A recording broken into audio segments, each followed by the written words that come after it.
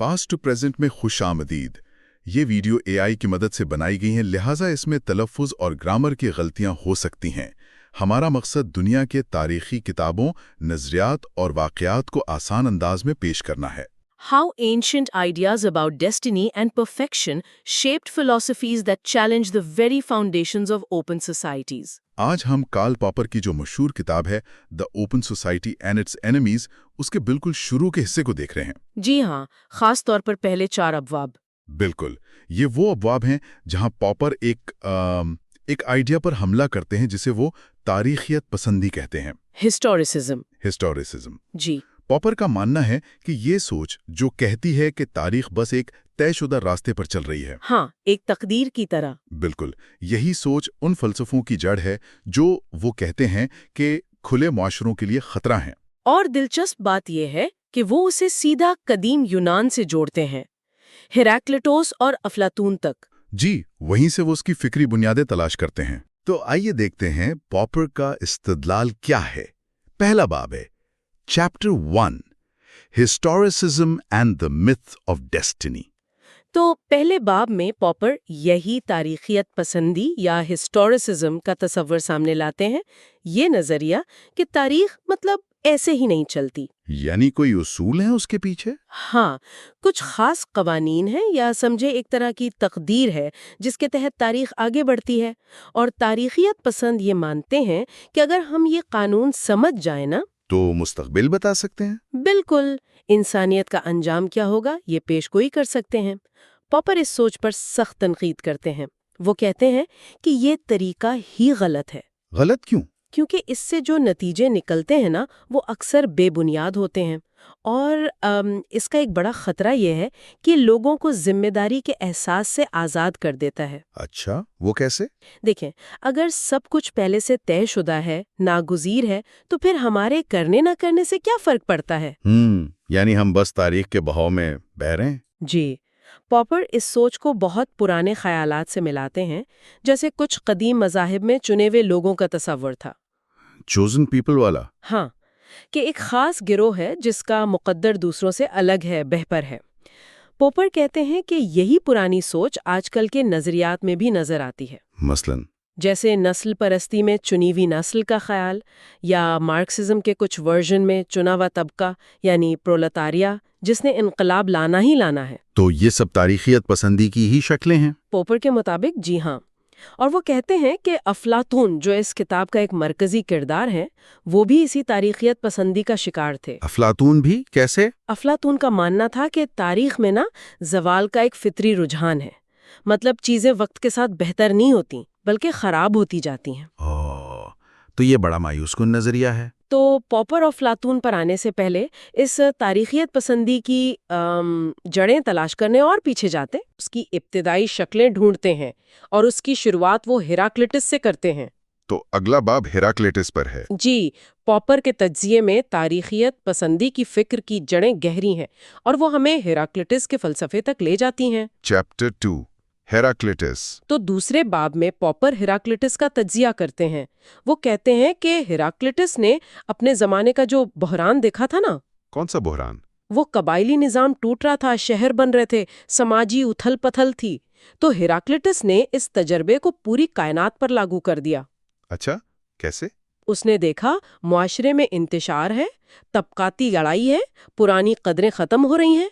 तो उसने नतीजा निकाला कि कायनात की असल हकीकत ही तब्दीली है, बहाव है, फ्लक्स। सब कुछ बह रहा है वाला कौल?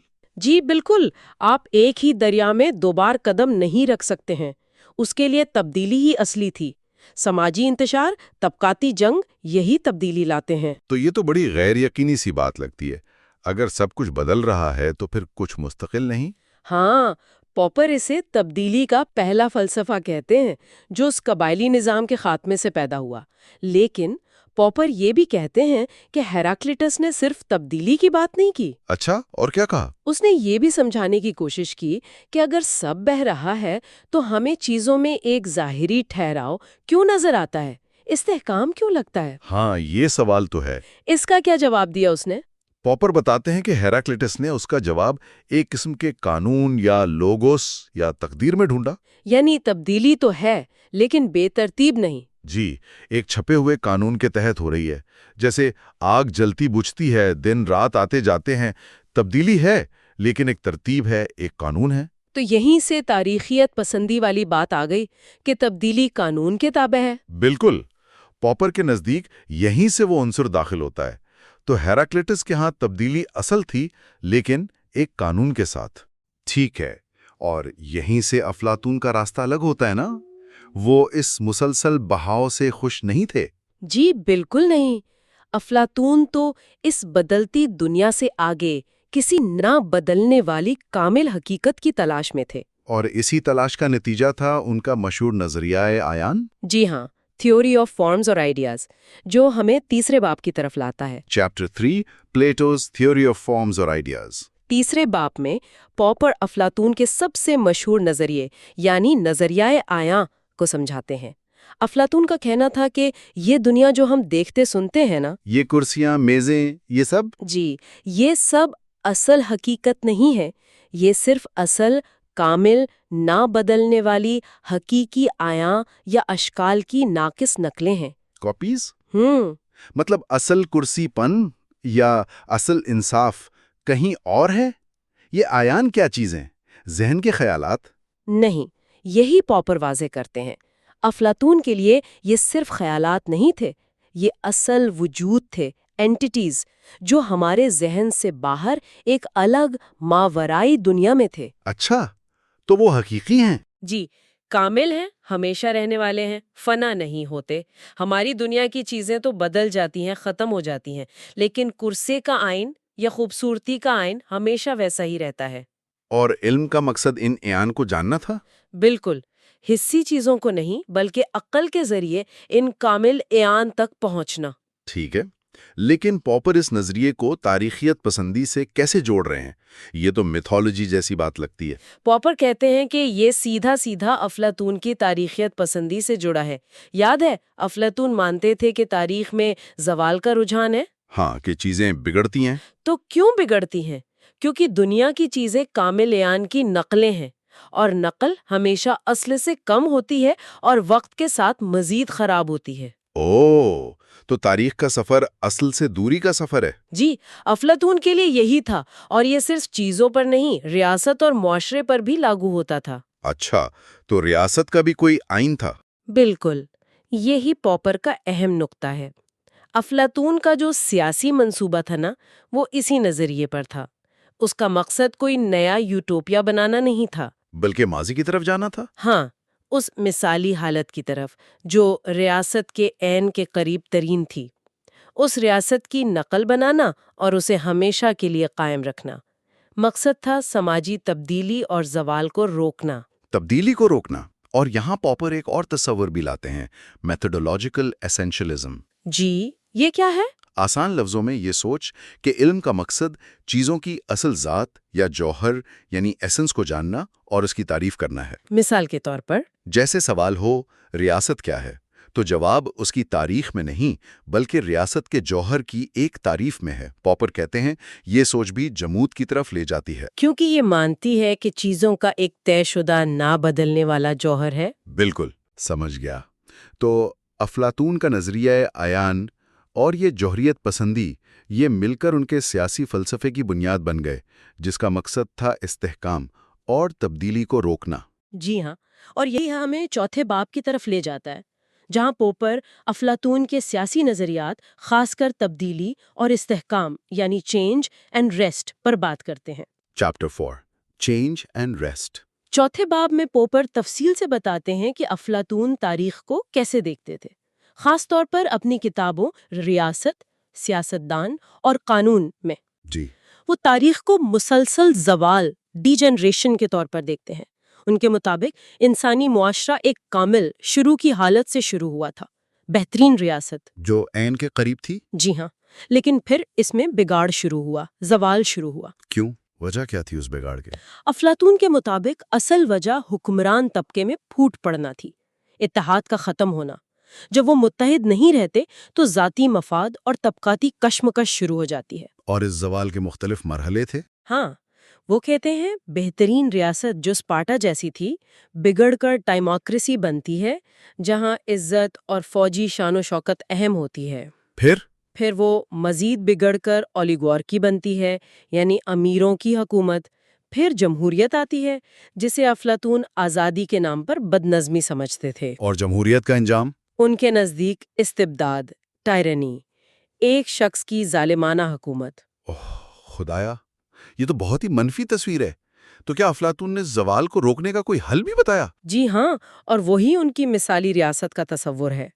پاپر زور دیتے ہیں کہ یہ کوئی مستقبل کا خواب نہیں تھا، بلکہ ماضی کی طرف واپسی؟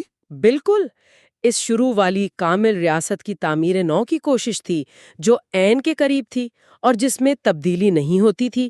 مقصد تھا استحکام قائم کرنا اور ہر قسم کی تبدیلی کو روکنا، اریسٹ آل چینج۔ اور یہ ریاست تھی کیسے؟ تبدیلی رکتی کیسے؟ پاپر بتاتے ہیں کہ یہ ایک بہت سخت بند معاشرہ تھا، کلوز سوسائٹی۔ اس میں چند خاص باتیں تھیں۔ جی؟ ایک تو سخت طبقاتی تقسیم، فلسفی بادشاہ یا محافظ سب سے اوپر، پھر سپاہی، پھر محنت کش، اور طبقات کے درمیان کوئی آنا جانا نہیں۔ ٹھیک۔ اور دوسرا، حکمران طبقے یعنی محافظوں اور سپاہیوں کے لیے کمیونزم، نہ ذاتی ملکیت نہ خاندان، تاکہ ذاتی مفاد نہ ہو۔ اور تیسرا، نسل کی بہتری یعنی یوجنکس۔ ریاست کنٹرول کرتی تھی کہ حکمران طبقے میں کون کس سے شادی کرے گا تاکہ بہترین لوگ پیدا ہوں۔ اور تعلیم وغیرہ؟ اس پر بھی سخت کنٹرول، فنون ادب پر سینسرشپ تاکہ غلط خیالات نہ پھیلیں۔ پاپر کہتے ہیں یہ سب صرف ایک مقصد کے لیے تھا، ریاست کا اتحاد اور تبدیلی کو روکنا۔ یہ تو واقعی ایک بند معاشرے کی تصویر کشی ہے۔ تو ان پہلے 4 ابواب کا خلاصہ پھر یہ ہوا کہ پاپر کے مطابق یہ جو تاریخیت پسندی کا نظریہ ہے نا، جی، یعنی یہ ماننا کہ تاریخ ایک طے شدہ قانون کے تحت چلتی ہے اور زوال پذیر ہے، یہ قدیم یونان میں ہیراکلیٹس سے شروع ہوتا ہے، لیکن افلاطون اسے بہت آگے لے گئے۔ جی، وہ نہ صرف تعریف کو زوال کے طور پر دیکھتے ہیں بلکہ زوال کے ڈر سے اور اپنے عین کے تصور کی بنیاد پر ایک ایسا سیاسی نظام بناتے ہیں جس کا مقصد ہی ہر قیمت پر تبدیلی کو روکنا ہے۔ ماضی کی ایک مثالی حالت کو ہمیشہ کے لیے جمانا چاہتے ہیں۔ بالکل، پاپر ہمیں دکھاتے ہیں کہ کیسے یہ فلسفیانہ خیالات جیسے عین یا جوہر سیدھے سیدھے ایسے سیاسی نظاموں کو جنم دے سکتے ہیں جو فرد، آزادی اور ترقی کے خلاف ہوں، جو ایک کھلے معاشرے کے بنیادی اصولوں کے مخالف ہیں۔ یہ واقعی ایک اہم تنبیہ ہے کہ خیالات کے اصل دنیا میں نتائج ہوتے ہیں۔ جی ہاں، یہ واقعی سوچنے پر مجبور کرتا ہے کہ افلاطون کا مقصد شاید نیک تھا، معاشرے کو بچانا، لیکن جو راستہ انہوں نے چنا پاپر کے مطابق وہ آزادی کی قیمت پر تھا۔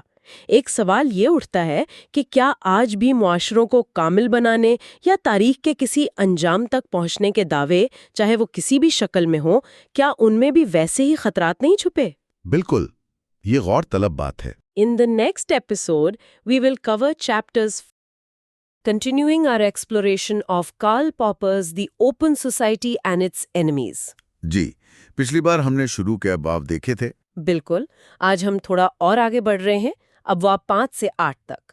یہاں پاپر افلاطون کے سیاسی فلسفے کی جڑوں پر آپ کہہ سکتی ہیں تنقید کرتے ہیں۔ جی ہاں، خاص طور پر یہ ابواب بہت اہم ہے کیونکہ ان میں پاپر افلاطون کے جو بنیادی تصورات ہیں نا، جیسے فطرت، روایت، پھر انصاف، قیادت اور وہ فلسفی بادشاہ والا تصور، بالکل ان سب کا وہ تجزیہ کرتے ہیں اور یہ دکھانے کی کوشش کرتے ہیں کہ افلاطون نے کیسے ان تصورات کو استعمال کیا ایک ایسی ریاست کا نقشہ بنانے کے لیے جو تبدیلی کی سخت مخالف تھی اور جس میں فرد کی کوئی خاص حیثیت نہیں تھی ریاست کے مقابلے میں۔ جی، فرد بس ریاست کا ایک پرزہ تھا۔ تو آج کا مقصد یہی سمجھنا ہے کہ پاپر کے مطابق افلاطون کے یہ خیالات کیسے ایک بند، ایک طرح سے مطلق العنان معاشرے کی طرف لے جاتے ہیں۔ ٹھیک ہے، تو باب 5 سے شروع کرتے ہیں۔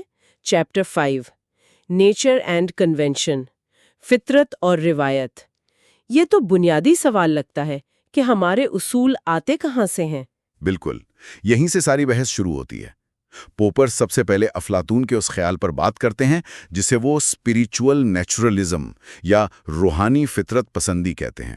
روحانی فطرت پسندی، اس کا کیا مطلب ہے؟ سادہ لفظوں میں یہ خیال کہ ہمارے جو اخلاقی اصول ہیں یا قانونی ضابطے وہ کائنات کی کسی گہری الہی حقیقت یا فطرت سے نکلتے ہیں۔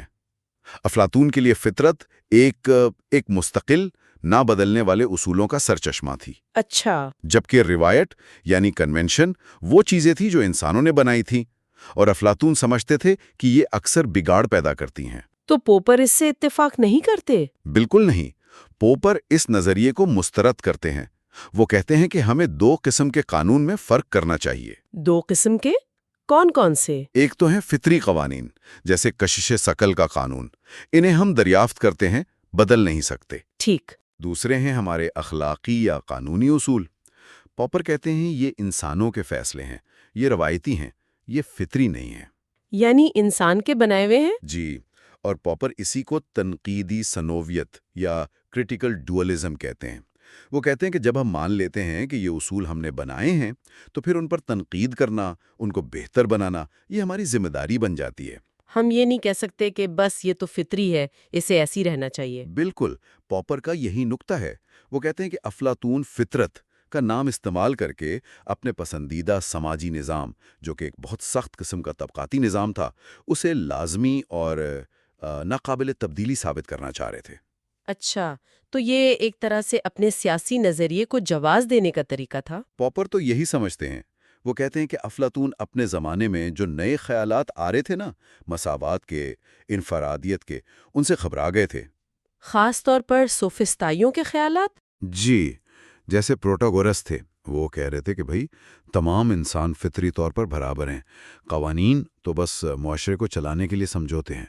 اور افلاطون نے اس کے بالکل الٹ کہا۔ ہاں، افلاطون نے کہا نہیں، ریاست اور اس کا طبقاتی نظام فطری ہے، فرد تو بس ریاست کے لیے ہے۔ پوپر کے نزدیک یہ صاف صاف موجودہ طاقت کے نظام کو سہارا دینے اور ایک کھلے معاشرے کی طرف جو پیش رفت ہو رہی تھی اسے روکنے کی کوشش تھی۔ یہ واقعی دلچسپ ہے کہ فطرت کے ایک ہی تصور کو کیسے مختلف لوگ اپنے اپنے مقصد کے لیے استعمال کر سکتے ہیں۔ افلاطون استحکام کے لیے اور ان کے مخالفین مساوات کے لیے۔ جی، اور پوپر زور دیتے ہیں کہ اخلاقی ذمہ داری تو تبھی آتی ہے جب ہم مانیں کہ اصول ہمارے فیصلے ہیں۔ اگر ہم انہیں بہتر بنا سکتے ہیں تو ہم ذمہ دار ہیں۔ افلاطون پوپر کے مطابق اس ذمہ داری سے بچنا چاہتے تھے۔ وہ ایک ایسی فطری ترتیب چاہتے تھے جو انسانی فیصلوں سے اوپر ہو۔ بالکل۔ اچھا، تو یہ فطرت اور روایت والی بحث یہ افلاطون کے انصاف کے تصور پر کیسے اثر انداز ہوتی ہے؟ یہ باوت شیخ کا موضوع ہے، ٹوٹیلیٹیرین جسٹس۔ جی، چیپٹر 6 ٹوٹلیٹیرین جسٹس۔ یہاں پوپر کہتے ہیں کہ افلاطون نے انصاف کا جو لفظ تھا نا، اس کا مطلب ہی بالکل بدل دیا۔ اچھا؟ اس وقت عام مطلب کیا تھا انصاف کا؟ اس زمانے میں یونان میں انصاف کا عام مطلب تھا مساوات، یعنی قانون کے سامنے سب برابر۔ ٹھیک ہے۔ لیکن افلاطون نے اسے گھما کر یہ مطلب بنا دیا کہ ہر کوئی بس وہی کام کرے جس کے لیے وہ فطری طور پر سب سے بہتر ہے، اور دوسروں کے کام میں ٹانگ نہ اڑائے۔ یعنی عملی طور پر اس کا کیا مطلب ہوا؟ عملی طور پر مطلب یہ ہوا کہ جو حکمراں طبقہ ہے وہ حکمرانی کرے، فوجی حفاظت کریں، اور جو کارکن ہے وہ کام کریں۔ کوئی اپنے طبقے سے باہر نہ نکلے، ریاست کا جو ڈھانچہ ہے وہ ویسے کا ویسا رہے۔ تو انصاف کا مطلب فرد کی برابری نہیں بلکہ ریاست کی مشینری کا ٹھیک چلنا۔ بالکل، پوپر یہی کرتے ہیں۔ ان کے مطابق افلاطون کا انصاف اصل میں ریاست کے مفاد کا ہی دوسرا نام تھا، اور چونکہ افلاطون کی مثالی ریاست ایک ٹھہری ہوئی تبدیلی کی مخالف ریاست تھی، تو انصاف کا تقاضا ہوا کہ تبدیلی کو روکا جائے اور طبقاتی فرق کو سختی سے قائم رکھا جائے۔ جی ہاں، اور پوپر ایک اور چالاکی کی نشاندہی کرتے ہیں۔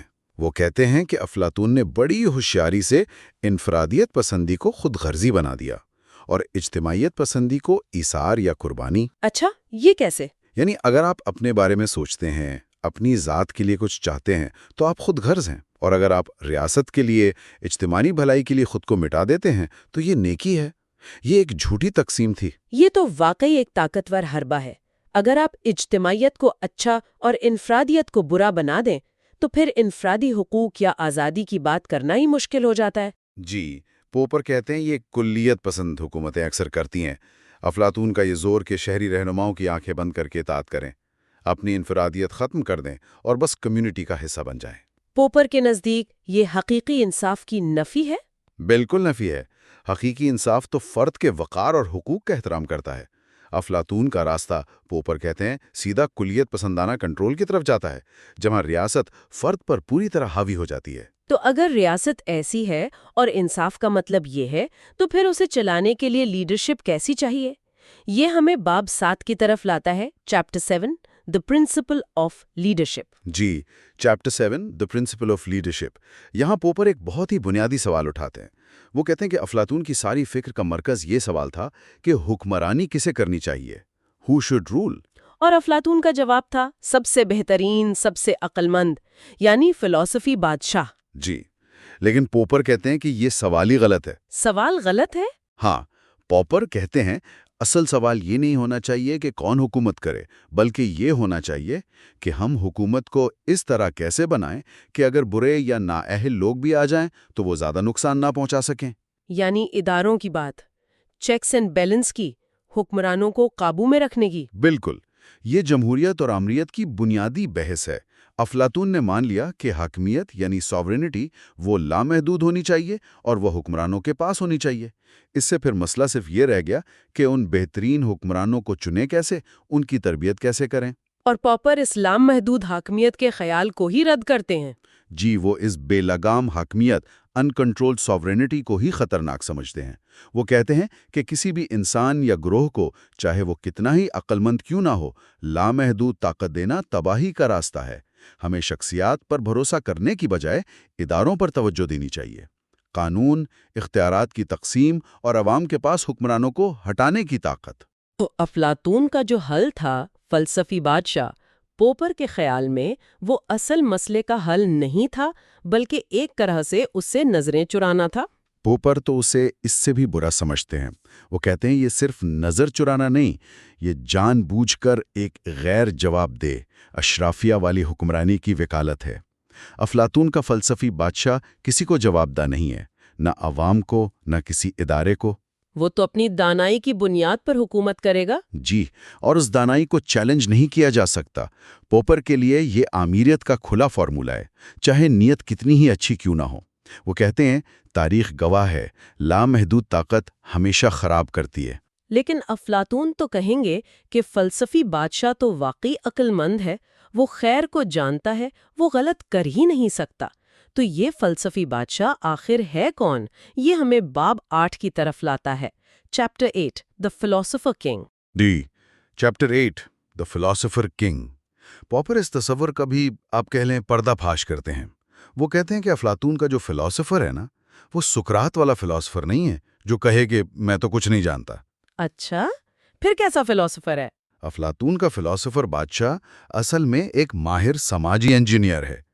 اس کا کام سچائی کی تلاش نہیں، بلکہ ریاست کے استحکام کو قائم رکھنا ہے۔ ریاست کا استحکام؟ جی، اس کا کام ہے ریاست کی جو مثالی، نہ بدلنے والی شکل یا فارم ہے، اسے سمجھنا اور پھر ریاست کو بالکل اسی شکل کے مطابق ڈھالنا اور اسے بدلنے سے روکنا۔ تو پھر فلسفہ یہاں علم کی بجائے سیاسی کنٹرول کا آلہ بن گیا؟ پوپر کا بالکل یہی نقطہ ہے۔ وہ کہتے ہیں فلسفی بادشاہ کی ساری تعلیم، ریاضی، فلکیات، ڈائلیکٹک، یہ سب اسی سیاسی مقصد کے لیے ہے۔ اسے آزاد سوچنے والا نہیں بنانا، بلکہ اسے اس قابل بنانا ہے کہ وہ ریاست کی اس ابدی شکل کو دیکھ سکے اور معاشرے کو اسی سانچے میں ڈھال دے۔ اور اس مقصد کو حاصل کرنے کے لیے افلاطون کیا طریقے جائز سمجھتے ہیں؟ یہ پوپر کی تنقید کا شاید سب سے متنازع حصہ ہے۔ پوپر بتاتے ہیں کہ افلاطون اپنے فلسفی بادشاہوں کو معاشرے پر کنٹرول رکھنے کے لیے کھلم کھلا جھوٹ اور پروپیگنڈے کی اجازت دیتے ہیں۔ جھوٹ کی، جسے وہ عظیم جھوٹ یا نوبل لائے کہتے ہیں؟ جی، وہی نوبل لائے، وہ کہانی کہ تمام شہری ایک ہی زمین ماں سے پیدا ہوئے ہیں، لیکن ان کی روحوں میں خدا نے مختلف دھاتیں ملا دی ہیں، سونا، چاندی، پیتل یا لوہا، اور اسی بنیاد پر ان کا سماجی طبقہ طے ہوتا ہے، حکمران سونے والے، فوجی چاندی والے اور کارکن پیتل لوہے والے۔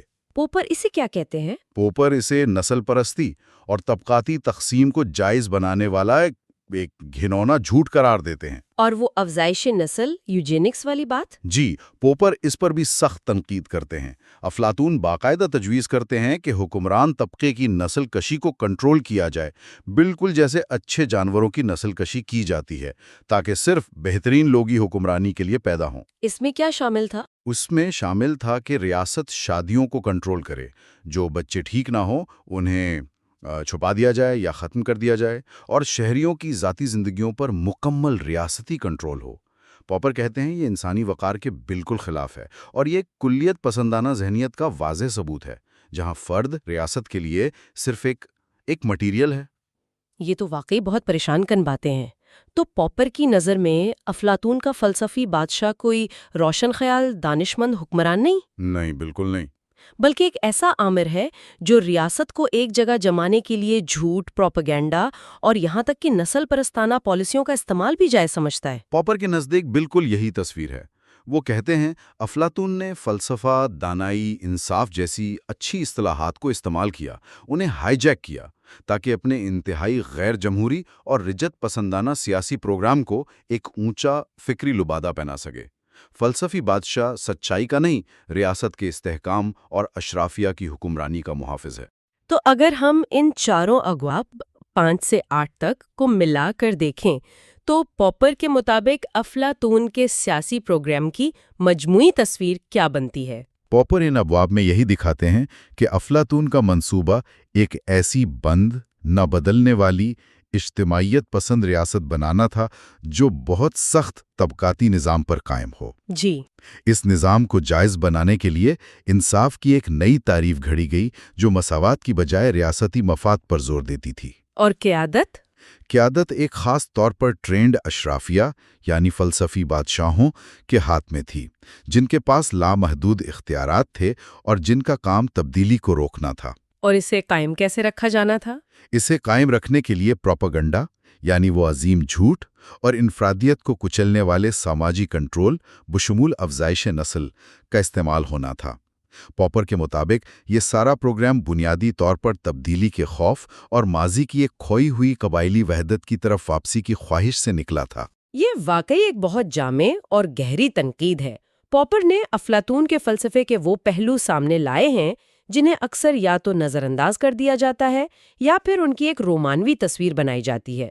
जी हाँ, और पॉपर का मकसद सिर्फ अफलातून पर तनकीद नहीं, बल्कि ये दिखाना है कि इस तरह की सोच जो खुलेपन, तनकीद, इनफरादियत और तब्दीली को बुरा समझती है, ये तारीख में बार बार आती है और इंसानी आज़ादी के लिए ख़तरा बनती है। वो अफलातून को इस बंद मुआशरे की रिवायत का सबसे बड़ा नुमाइंदा समझते हैं। बिल्कुल, सबसे बड़ा और सबसे ज़्यादा बाअसर। ये सोचने की बात है कि आज भी फितरत के नाम पर या कौमी मफाद या माहिर क़यादत के नाम पर किस हद तक इनफरादी आज़ादियों को महदूद करने की कोशिशें होती हैं, और क्या उनके पीछे भी कहीं ना कहीं यही अफलातूनी सोच कारफरमा हो सकती है? ये बहुत अहम सवाल है।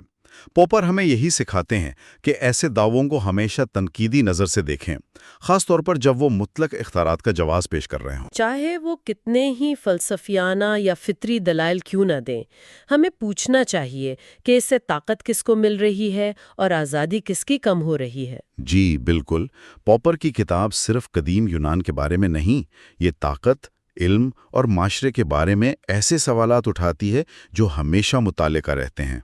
और ये याद दिलाती है कि खुला मुआशरा जो तनकीद और इस्लाह पर कायम हो, ये कोई खुद ब खुद कायम रहने वाली चीज़ नहीं है। नहीं, उसे मुसलसल कोशिश से, निगहदाश्त से बरकरार रखना पड़ता है।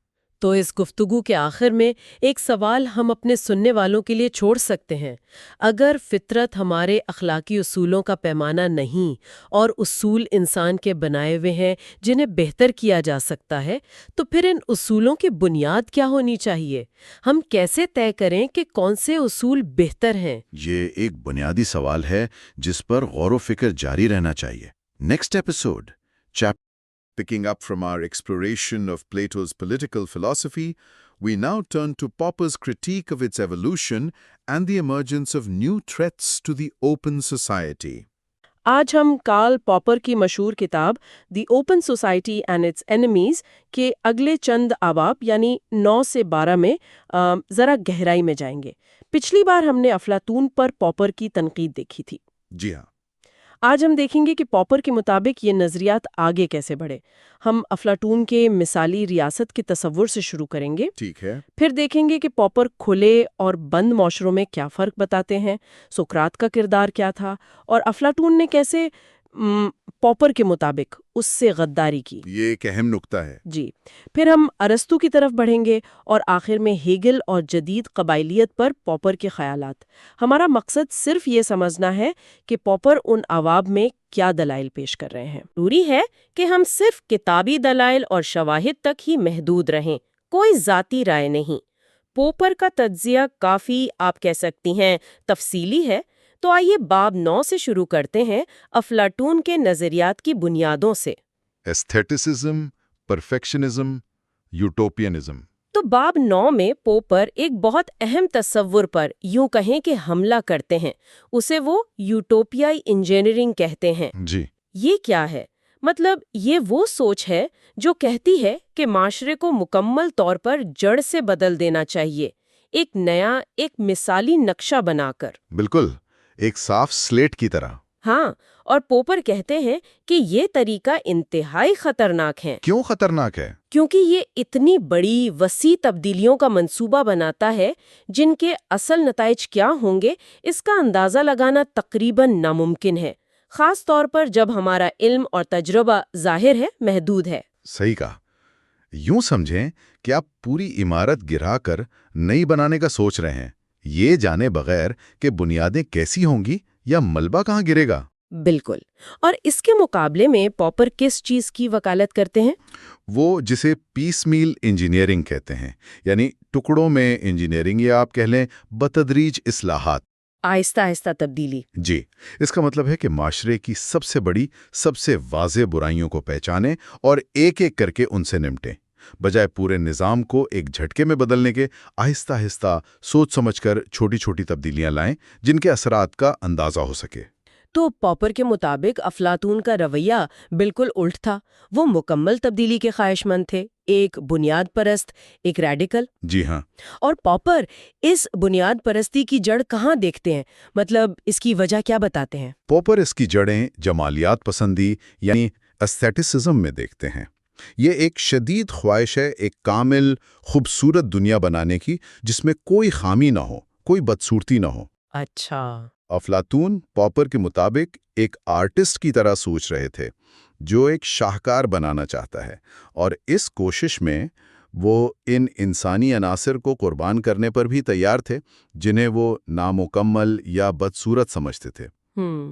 पॉपर खबरदार करती हैं कि ये जमालियाती जोश अगर इसे अक्ल, दलील और सबसे अहम इंसानी हमदर्दी से काबू में ना रखा जाए तो ये बहुत तबाहकुन हो सकता है। ये फिर सिर्फ खूबसूरती की तलाश नहीं रहती, एक जुनून बन जाती है। ये वाकई एक दिलचस्प नुक्ता है कि एक मिसाली मुआशरे की ख्वाहिश बजाय खुद एक मसला बन सकती है। तो इस यूटोपियाई सोच के मुकाबले में पॉपर किस किस्म के मुआशरे का तस्वुर पेश करते हैं? ये हमें बाब 10 की तरफ ले जाता है, दी open society and it's enemies. जी, यहाँ पॉपर अपने मरकजी ख्याल पर आते हैं, खुला मुआशरा और बंद मुआशरा। इनका फर्क वो तफसील से बयान करती हैं। बंद मुआशरा कैसा होता है पॉपर के मुताबिक? बंद मुआशरा वो कहती हैं कदीम कबायली माशरों जैसा होता है। जादुई सोच, रिवायात पर सख्ती से अमल और इज्तिमाई सोच का गलबा। फर्द की कोई खास अहमियत नहीं, सब कुछ कबीले या ग्रोह के लिए। और कवानीन, रस्म रिवाज?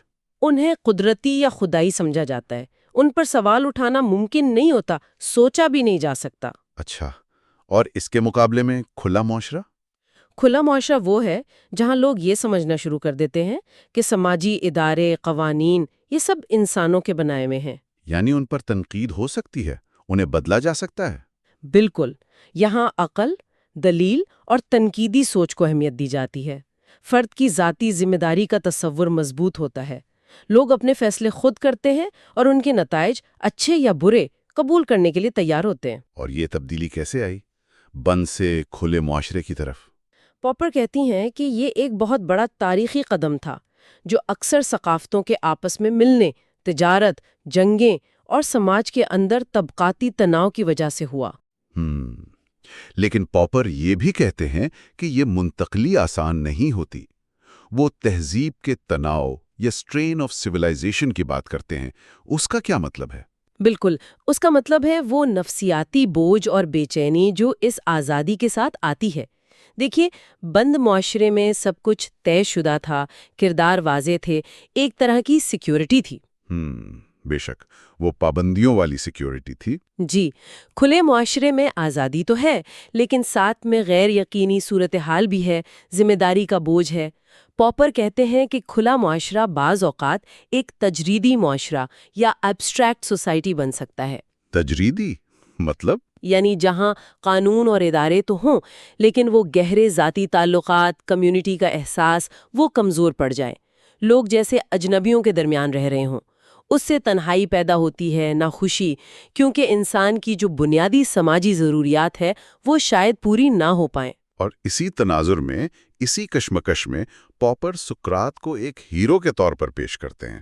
جی ہاں، پاپر کے لیے سقراط کھلے معاشرے کی روح کی بہترین مثال ہیں۔ وہ ایک ایسے مفکر تھے جو ہر چیز پر سوال اٹھاتے تھے، خاص طور پر ان لوگوں سے جو خود کو بڑا عالم فاضل سمجھتے تھے۔ وہ جمہوریت کے حامی بھی تھے، مگر نکات بھی۔ بالکل، وہ جمہوریت کو بہتر بنانا چاہتے تھے، اور سب سے اہم بات، وہ اپنے نظریات اور سچ کی تلاش کے لیے جان دینے کو تیار تھے۔ پاپر سقراط کو ذاتی ذمہ داری اور تنقیدی سوچ کی علامت کے طور پر دکھاتی ہیں۔ لیکن پھر پاپر افلاطون پر ایک بہت سنگین الزام لگاتے ہیں، سقراط کی میراث سے غداری کا۔ یہ تو کافی چونکا دینے والی بات ہے۔ یہ واقعی پاپر کے تجزیے کا ایک اہم اور آپ کہہ لیں متنازع حصہ ہے۔ پاپر دلیل دیتی ہیں کہ افلاطون، جو سقراط کے شاگرد تھے، بعد میں اپنے استاد کے بنیادی اصولوں کے بالکل خلاف ہو گئے۔ کس طرح؟ خاص طور پر پاپر افلاطون کی آخری کتاب قوانین یعنی دی لاز کا حوالہ دیتی ہیں۔ اس کتاب میں افلاطون ایک ایسی ریاست کا نقشہ پیش کرتے ہیں جہاں آزاد سوچ، مروجہ عقائد پر تنقید اور نئے مذہبی خیالات پیش کرنے کی سزائے موت ہے۔ سزائے موت؟ جی، پوپر نشاندہی کرتی ہیں کہ یہ بالکل وہی جرائم تھے جن کی بنیاد پر سقراط کو موت کی سزا سنائی گئی تھی۔ پوپر کا کہنا ہے کہ اگر افلاطون کی یہ مثالی ریاست حقیقت میں ہوتی تو سقراط جیسے شخص کو تو وہاں اپنا دفاع کرنے کا موقع تک نہ ملتا۔ پوپر کے نزدیک یہ سقراط کی فکری آزادی کی روح سے صریحاً غداری تھی۔ یہ واقعی ایک بہت طاقتور دلیل ہے۔ اچھا، تو افلاطون کے بعد یہ فکری دھارا، خاص طور پر ریاست اور فرد کے تعلق کے حوالے سے، یہ کیسے آگے بڑھا؟ پوپر ہمیں ارسطو کی طرف لے جاتے ہیں۔ دی ایرسٹوٹیلین روٹس آف ہیگیلینزم۔ جی، پاپر کا ماننا ہے کہ ارسطو اگرچہ افلاطون سے کئی معاملات میں مختلف تھے، لیکن سیاسی فلسفے میں انہوں نے افلاطون کے بہت سے بنیادی نظریات کو آپ کہہ لیں برقرار رکھا یا تھوڑی تبدیلی کے ساتھ اپنایا۔ مثلاً بہترین ریاست کا تصور۔ ارسطو کی بہترین ریاست بھی ایک قسم کی اشرافیہ ہی ہے، حالانکہ وہ زیادہ عملی انداز اپناتے ہوئے مخلوط آئین کی بات کرتے ہیں، جو اشرافیہ، جاگیرداری اور کچھ جمہوری عناصر کا مرکب ہو۔ لیکن پاپر کہتی ہیں کہ عملی طور پر جاگیردارانہ عنصر غالب نظر آتا ہے۔ اور کیا ارسطو بھی افلاطون کی طرح معاشرے کو طبقات میں تقسیم کرتے ہیں، خاص طور پر حکمرانی کے حوالے سے؟ بالکل، پاپر نشاندہی کرتی ہیں کہ ارسطو بھی محنت کش طبقے، کسانوں، کاریگروں کو شہریت اور حکمرانی کے حقوق سے محروم رکھتے ہیں۔ ان کے نزدیک ریاست چلانا صرف ان آزاد شہریوں کا کام ہے جن کے پاس فارغ وقت ہو، یعنی جنہیں روزی روٹی کے لیے کام نہ کرنا پڑے۔ تو حکمران طبقے کے لیے مناسب مشاغل کیا تھے ارسطو کے نزدیک؟ جنگ، سیاست، فلسفہ، اس قسم کی چیزیں۔ پاپر اس نقطے پر زور دیتی ہیں کہ ارسطو پیشہ ورانہ مہارت یعنی پروفیشنلزم کو بھی حقارت سے دیکھتے تھے، چاہے وہ علم یا فن ہی کیوں نہ ہو، کیونکہ یہ ایک آزاد آدمی کے شایان شان نہیں سمجھا جاتا تھا جو صرف اچھی زندگی گزارنے پر توجہ دے۔ یہ تو سماجی ڈھانچے کی بات ہوئی، لیکن پاپر ارسطو کے ایک اور گہرے فلسفیانہ نظریے پر بھی شدید تنقید کرتے ہیں، جوہر پرستی یا ایسنشلزم۔ یہ کیا ہے اور پاپر کو اس پر کیا اعتراض ہے؟ یہ ایک بہت اہم نقطہ ہے، کیونکہ پاپر کے مطابق اس کے دور رس اثرات ہیں۔ جوہر پرستی اسینشلزم یہ نظریہ ہے کہ ہر چیز کا ایک حقیقی، بنیادی، نہ بدلنے والا جوہر یا فطرت، ایسنس یا فارم ہوتی ہے۔ جیسے کرسی کا ایک بنیادی آئیڈیا؟ ہاں، جو اسے وہ بناتی ہے جو وہ ہے۔ ارسطو کے مطابق یہ جوہر شے کے اندر ہی موجود ہوتا ہے اور اس کی ترقی اور تبدیلی کا اندرونی اصول فراہم کرتا ہے۔ پاپر اس کے مقابلے میں منطقی نامزدگی، میتھڈولوجیکل نومنلزم کی حمایت کرتے ہیں۔ وہ کیا ہے؟ اس نظریے کے مطابق الفاظ جیسے کرسی یا انسان صرف سہولت کے لیے بنائے گئے لیبل ہیں جو ملتی جلتی چیزوں کے گروہ کی طرف اشارہ کرتے ہیں۔ ان کا کوئی گہرا، حقیقی جوہر نہیں ہوتا۔ لیکن پاپر کو ارسطو کی جوہر پرستی پر اتنا شدید اعتراض کیوں ہے؟ اس کا سیاسی فلسفے سے کیا تعلق بنتا ہے؟ پوپر کے لیے یہ صرف ایک فلسفیانہ بحث نہیں ہے۔ وہ سمجھتی ہیں کہ یہ سوچ خطرناک سماجی اور سیاسی نتائج رکھتی ہے۔ دیکھیں، اگر آپ مانتے ہیں کہ چیزوں کا اور خاص طور پر لوگوں یا گروہوں کا ایک طے شدہ جوہر یا فطرت ہے، تو پھر آپ یہ بھی مان سکتے ہیں کہ سماجی درجہ بندی بھی فطری ہے۔ بالکل۔ اس سے یہ نتیجہ نکالنا آسان ہو جاتا ہے کہ سماجی ڈھانچہ بھی فطری اور ناقابل تغیر ہے۔ مثلاً اگر غلامی کو غلام کی فطرت کا حصہ مان لیا جائے تو اسے بدلنے کی کوشش فضول ٹھہرتی ہے۔ اچھا۔ پوپر کے مطابق یہی جوہر پرستانہ سوچ تبدیلی کی مخالفت کرتی ہے اور موجودہ سماجی نظام کو، چاہے وہ کتنا ہی غیر منصفانہ کیوں نہ ہو، فطری قرار دے کر اس کا جواز پیش کرتی ہے۔ اور پاپر کے نزدیک یہی سوچ آگے چل کر ہیگل کے فلسفے کی بنیاد بنی۔ جی ہاں، پاپر کا یہی استدلال ہے کہ ارسطو کی جوہر پرستی نے ہیگلزم کے لیے فکری زمین ہموار کی۔ اچھا، تو ارسطو کی جوہر پرستی ایک طرح سے مستقبل کے زیادہ خطرناک نظریات کے لیے راستہ بناتی ہے۔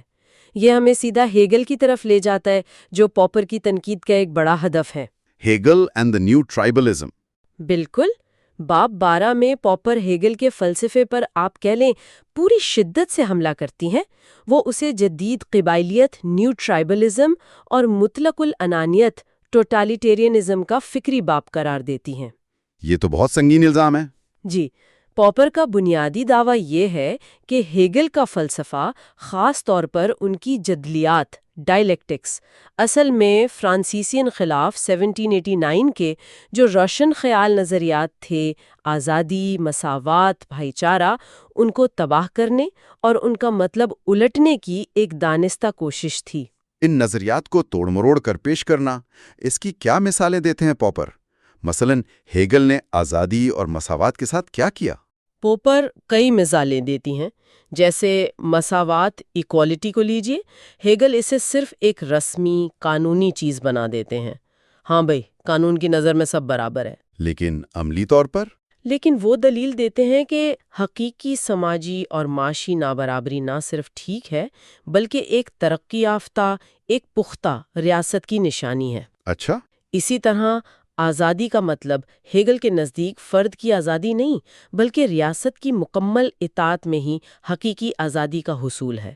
یعنی آپ تبھی آزاد ہیں جب آپ ریاست کے مقاصد کے ساتھ پوری طرح ایک ہو جائیں۔ یہ تو الفاظ کے معنی کو بالکل الٹ دینا ہوا۔ پوپر کے لیے یہ بالکل یہی ہے، الفاظ کا جادو کہہ لیں، جس سے اصل مطلب غائب ہو جاتا ہے۔ اور ہیگل کے فلسفے میں ریاست، اسٹیٹ کا کیا کردار ہے؟ پوپر قوم پرستی یا نیشنلزم کے بارے میں کیا کہتے ہیں؟ روح عصر، یا یہاں تک کہ خدا کا زمین پر چلنا پھرنا۔ فرد کی حیثیت ریاست کے مقابلے میں بالکل ثانوی، بلکہ کچھ بھی نہیں۔ اور قوم پرستی؟ پوپر بتاتی ہیں کہ ہیگل قوم پرستی کو ریاست کی طاقت بڑھانے کے لیے ایک آلے کے طور پر استعمال کرتے ہیں۔ وہ تاریخ کو مختلف قومی روحوں، نیشنل سپرٹس کے درمیان عالمی تسلط یا ورلڈ ڈومینیشن کے لیے ایک عظیم جنگ کے طور پر پیش کرتے ہیں۔ تو ہر دور میں ایک قوم غالب ہوتی ہے؟ جی، جو اس وقت عالمی روح کی نمائندگی کرتی ہے۔ یہ ایک طرح سے قوموں کے درمیان مستقل جنگ اور کشمکش کا نظریہ ہے۔ پوپر دوسرے قوم پرست مفکرین کا بھی ذکر کرتے ہیں؟ ہاں، وہ فکٹے جیسے دوسرے جرمن قوم پرست مفکرین کا ذکر کرتی ہیں، لیکن وہ دکھاتی ہیں کہ کس طرح ہیگل نے ابتدائی لبرل قوم پرستی کو، جو قوم کی آزادی پر زور دیتی تھی، ایک جارحانہ، ریاست پرست، اسٹیٹ ورشپ قوم پرستی میں بدل دیا۔ ریاست کی پوجا ایک طرح سے۔ بالکل۔ خاص طور پر ہیگل نے یہ نظریہ پروان چڑھایا کہ قوم مشترکہ دشمنوں اور جنگوں کے ذریعے ہی متحد اور مضبوط ہوتی ہے۔ یہ سب پاپر کے مطابق پروشیا کی ریاست کو نظریاتی جواز فراہم کرنے کے لیے تھا، جس کی ہیگل حمایت کرتے تھے۔ تو پاپر کے نزدیک ہیگل کا پورا فلسفہ بنیادی طور پر عقل، دلیل اور انفرادی آزادی کے خلاف ایک بغاوت ہے۔ یہ ایک نئی، زیادہ منظم اور اس لیے زیادہ خطرناک قسم کی قبائلیت تھی جو فرد کو ریاست اور قوم کے نام پر قربان کرنے کا مطالبہ کرتی تھی۔ تو اگر ہم ان 4 ابواب کا خلاصہ کریں، پاپر ہمیں ایک فکری سفر پر لے گئے ہیں۔ وہ دکھا رہے ہیں کہ کس طرح افلاطون کے نظریات، جن کی بنیاد پاپر کے مطابق قدیم قبائلیت اور تبدیلی کے خوف پر مبنی تاریخیت تھی۔ جی ہاں، وہ ارسطو کے ہاتھوں کچھ تبدیل ہوئے اور پھر بالآخر ہیگل کے فلسفے میں ایک نئی، زیادہ جدید اور پوپر کے نزدیک کہیں زیادہ خطرناک شکل اختیار کر گئے۔ ہیگل کی تاریخیت زیادہ فعال ہے۔ وہ تاریخ کو محض روکنا نہیں چاہتی، بلکہ اسے ایک خاص سمت یعنی قومی ریاست کی بالادستی کی طرف دھکیلنا چاہتی ہے۔ اور پوپر کے مطابق یہ فکری ارتقاء کھلے معاشرے کے لیے پہلے سے بھی زیادہ سنگین چیلنجز پیدا کرتا ہے۔ جی ہیں، جن کے خلاف پوپر ہمیں خبردار کرنا چاہتی ہیں۔ ان چیلنجز کا مزید گہرائی میں جائزہ پوپر اگلے ابواب میں لیں گی۔ آج ہم کارل پوپر کی مشہور کتاب the open society and its enemies کے 4 اہم ابواب یعنی چیپٹر 13 سے 16 ان کا ذرا گہرائی میں جائزہ لے رہے ہیں۔ جی بالکل، اور یہ ابواب خاصے اہم ہے کیونکہ ان میں پاپر نے مارکس کے جو بنیادی نظریات ہیں نا، ان پر کافی تفصیل سے بات کی ہے۔ ہم دیکھیں گے کہ پاپر مارکس کے سوشولوجیکل ڈٹرمنزم یعنی سماجی جبریت، پھر آٹونومی آف سوشیولوجی یا سماجیات کی خود مختاری، اکنامک ہسٹوریسزم یعنی معاشی تاریخیت، اور آخر میں تھیوری آف کلاسز جو طبقات کا نظریہ ہے، ان سب کو کیسے دیکھتے ہیں، ان پر کیا کہتے ہیں۔ ہاں، اور یہ واضح کر دیں کہ ہمارا مقصد آج صرف پوپر کے دلائل پیش کرنا ہے، بالکل ویسے جیسے انہوں نے کتاب میں لکھے ہیں۔ بالکل، کوئی ذاتی رائے یا تبصرہ شامل نہیں کر رہے، صرف پوپر کی نظر سے مارکس کا تجزیہ۔ تو آئیے شروع کرتے ہیں پہلے باب سے، چیپٹر 13 مارکس کی سوشولوجیکل ڈٹرمنزم۔ جی، تو چیپٹر 13 میں پاپر بتاتے ہیں کہ مارکس نے سماجی تبدیلی کو سمجھانے کے لیے سائیکالوجزم کے نظریے کو رد کر دیا۔ سائیکالوجزم یعنی یہ خیال کہ ہر سماجی چیز کی بنیاد انفرادی نفسیات میں ہے؟ بالکل، یہ نظریہ کہ سماجی واقعات، ادارے، یہ سب افراد کی سوچ، ان کے جذبات، ان کی خواہشات کا نتیجہ ہیں۔ مارکس نے کہا کہ نہیں، ایسے نہیں ہے۔ اچھا، تو مارکس کی دلیل کیا تھی؟ کیوں نہیں سمجھ سکتے ہم سماج کو صرف انسانی نفسیات سے؟ پاپر وضاحت کرتی ہیں کہ مارکس کا ماننا تھا کہ ہمارے قانون، ہمارا سیاسی ڈھانچہ، یہ چیزیں کسی عالمگیر انسانی فطرت یا نفسیات سے نہیں نکلتی، بلکہ مارکس نے اس کے الٹ ایک طرح کی سوشولوجیکل ڈٹرمنزم یعنی سماجی جبریت پیش کی۔ سماجی جبریت یعنی یہ نظریہ کہ ہمارا جو سماجی نظام ہے، خاص طور پر ہمارے معاشی حالات اور طبقاتی تعلقات، وہ اصل میں ہمارے اعمال، ہمارے عقائد، ہماری سوچ پر غالب اثر ڈالتے ہیں۔ اچھا، یعنی سماجی وجود شعور کا تعین کرتا ہے، وہ والا مشہور جملہ۔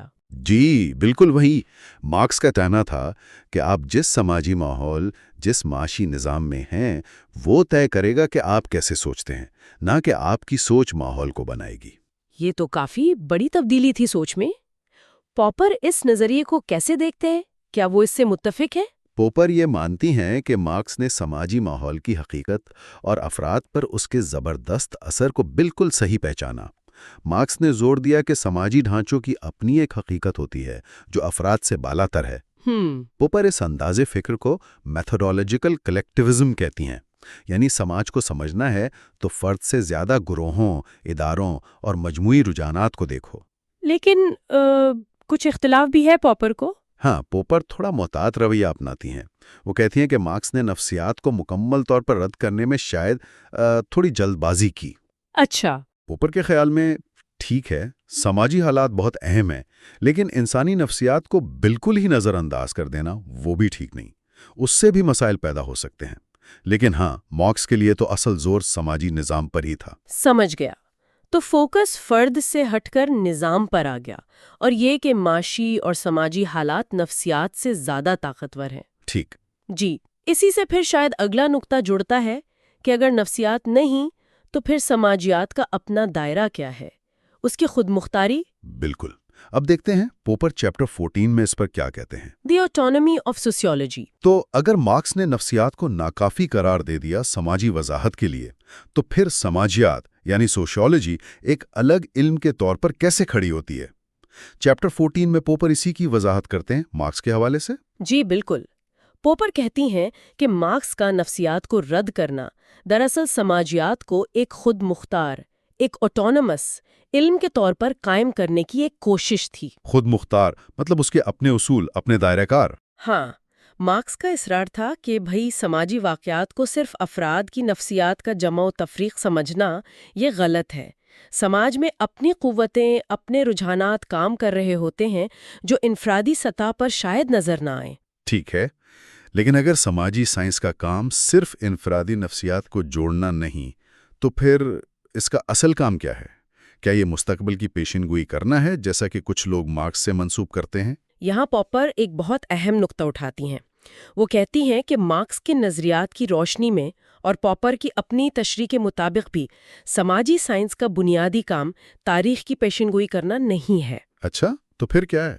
اس کا اصل کام ہے سماجی دائرے میں وہ پوشیدہ قسم کے انحصار، وہ ڈیپینڈنسیز جو اتنی واضح نہیں ہوتی، ان کو دریافت کرنا اور ان کی وضاحت کرنا۔ پوشیدہ انحصار؟ جی، اس میں خاص طور پر غیر ارادی سماجی نتائج یعنی ان انٹینڈڈ سوشل کانسیکوینسز کا مطالعہ شامل ہے۔ ان انٹینڈڈ کانسیکوینسز، یہ کیا چیز ہے؟ کوئی مثال؟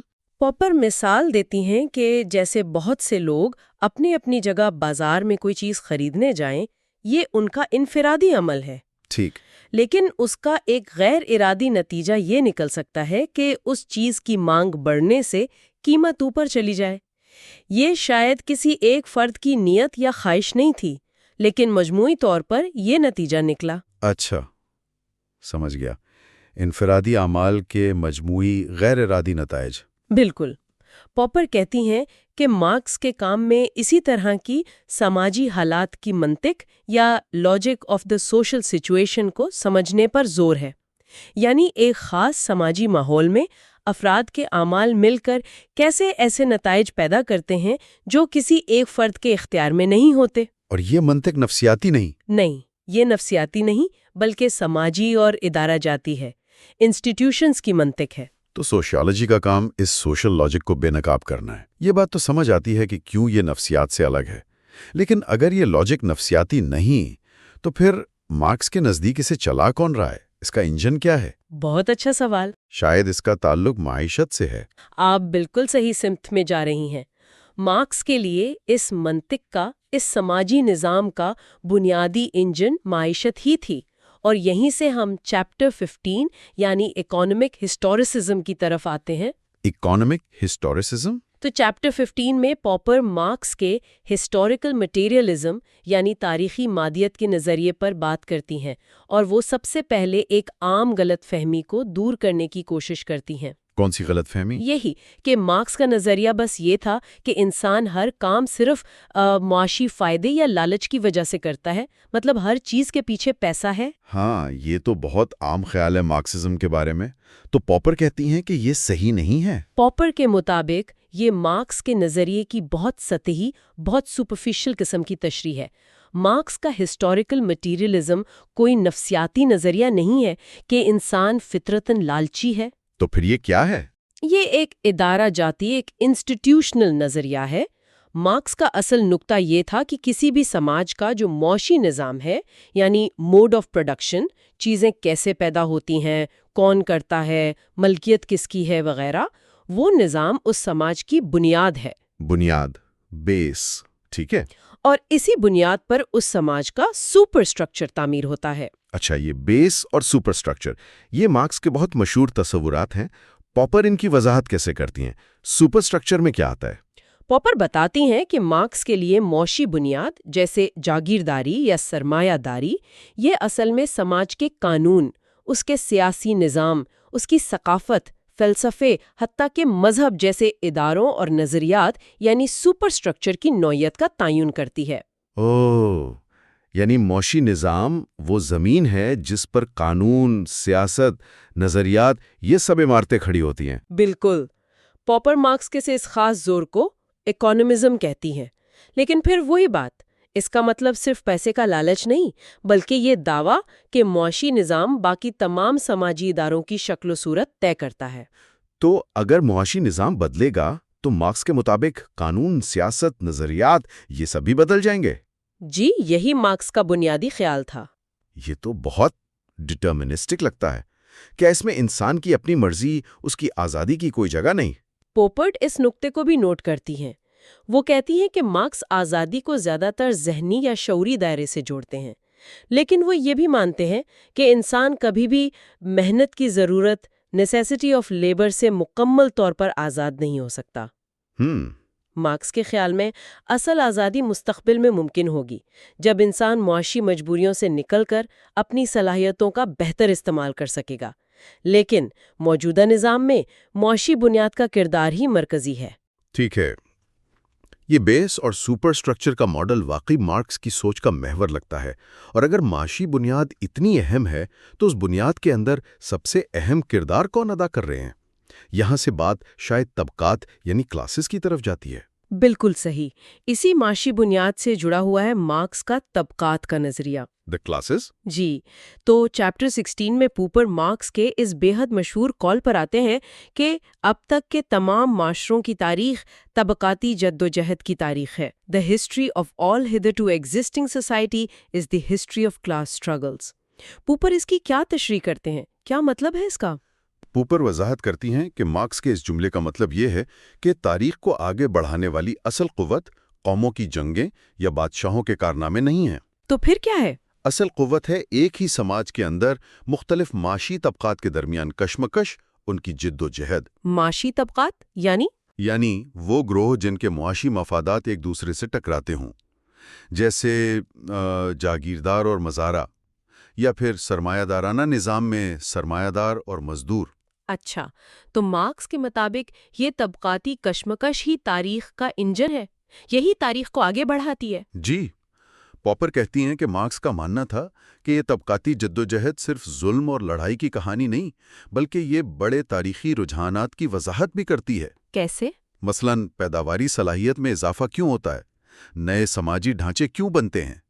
مارکس کے خیال میں یہ طبقاتی مفادات کا ٹکراؤ ہی ان بڑی تبدیلیوں کو جنم دیتا ہے، وہ تبدیلیاں جن پر روایتی تاریخ جو صرف بادشاہوں اور جنگوں کو دیکھتی ہے وہ اکثر توجہ نہیں دیتی۔ سمجھ گیا۔ اور اس پوری طبقاتی کشمکش میں ریاست یعنی اسٹیٹ، حکومت، پولیس، عدالتیں، ان کا کیا کردار ہے؟ یہ بہت اہم سوال ہے۔ پاپر اس پر مارکس کی پوزیشن کو واضح کرتی ہیں۔ مارکس کے لیے ریاست بھی سپر سٹرکچر کا ہی حصہ ہے۔ اچھا، یعنی وہ بھی معاشی بنیاد پر ہی کھڑی ہے۔ بالکل، اور ریاست غیر جانبدار نہیں ہوتی۔ مارکس کے مطابق ریاست ہمیشہ حکمران طبقے کے ہاتھ میں ایک آلہ ہوتی ہے۔ حکمران طبقہ یعنی جس کا معاشی نظام پر کنٹرول ہے؟ جی، وہی طبقہ ریاست کو استعمال کرتا ہے تاکہ وہ محکوم طبقے کو یعنی سبارڈینیٹ کلاس کو دبا کر رکھ سکے۔ مارکس نے ریاست کو ایک خاص جابرانہ قوت، اسپیشل ریپریسو فورس کہا تھا۔ تو قانون نافذ کرنے ادارے ادارے، پولیس، فوج، یہ سب دراصل حکمران طبقے کے مفادات کا تحفظ کر رہے ہوتے ہیں۔ مارکس کے نزدیک تو یہی بات تھی۔ تو اس لحاظ سے سیاسی طاقت یعنی پولیٹیکل پاور وہ بھی اصل میں معاشی طاقت کا ہی ایک عکس ہوئی؟ پاپر کے مطابق مارکس کے لیے بالکل یہی تھا۔ سیاسی طاقت ان کے نظریے میں اصل میں ایک طبقے کی دوسرے طبقے پر ظلم کرنے کی منظم طاقت ہے۔ Political power is merely the organized power of one class for oppressing another۔ یہ ریاست کی بہت مادی اور طبقاتی تشریح ہے۔ جی، جو سیدھی معاشی بنیاد سے جڑی ہوئی ہے۔ تو ان 4 ابواب میں 13 سے 16 تک ہم نے دیکھا کہ پاپر کیسے مارکس کے بنیادی تصورات کی پرتیں کھولتے ہیں۔ نفسیات کے بجائے سماجی جبریت پر زور، سماجیات کی اپنی ایک الگ حیثیت، معاشی بنیاد کی مرکزیت، اور پھر طبقاتی کشمکش بطور تاریخ کا انجن۔ بالکل، یہ سب مل کر مارکس کے تاریخ اور سماج کو سمجھنے کے طریقے، ان کے میتھڈ کی ایک تصویر بناتے ہیں۔ اور یہیں سے شاید پاپر کی تنقید کی بنیاد بھی بنتی ہے۔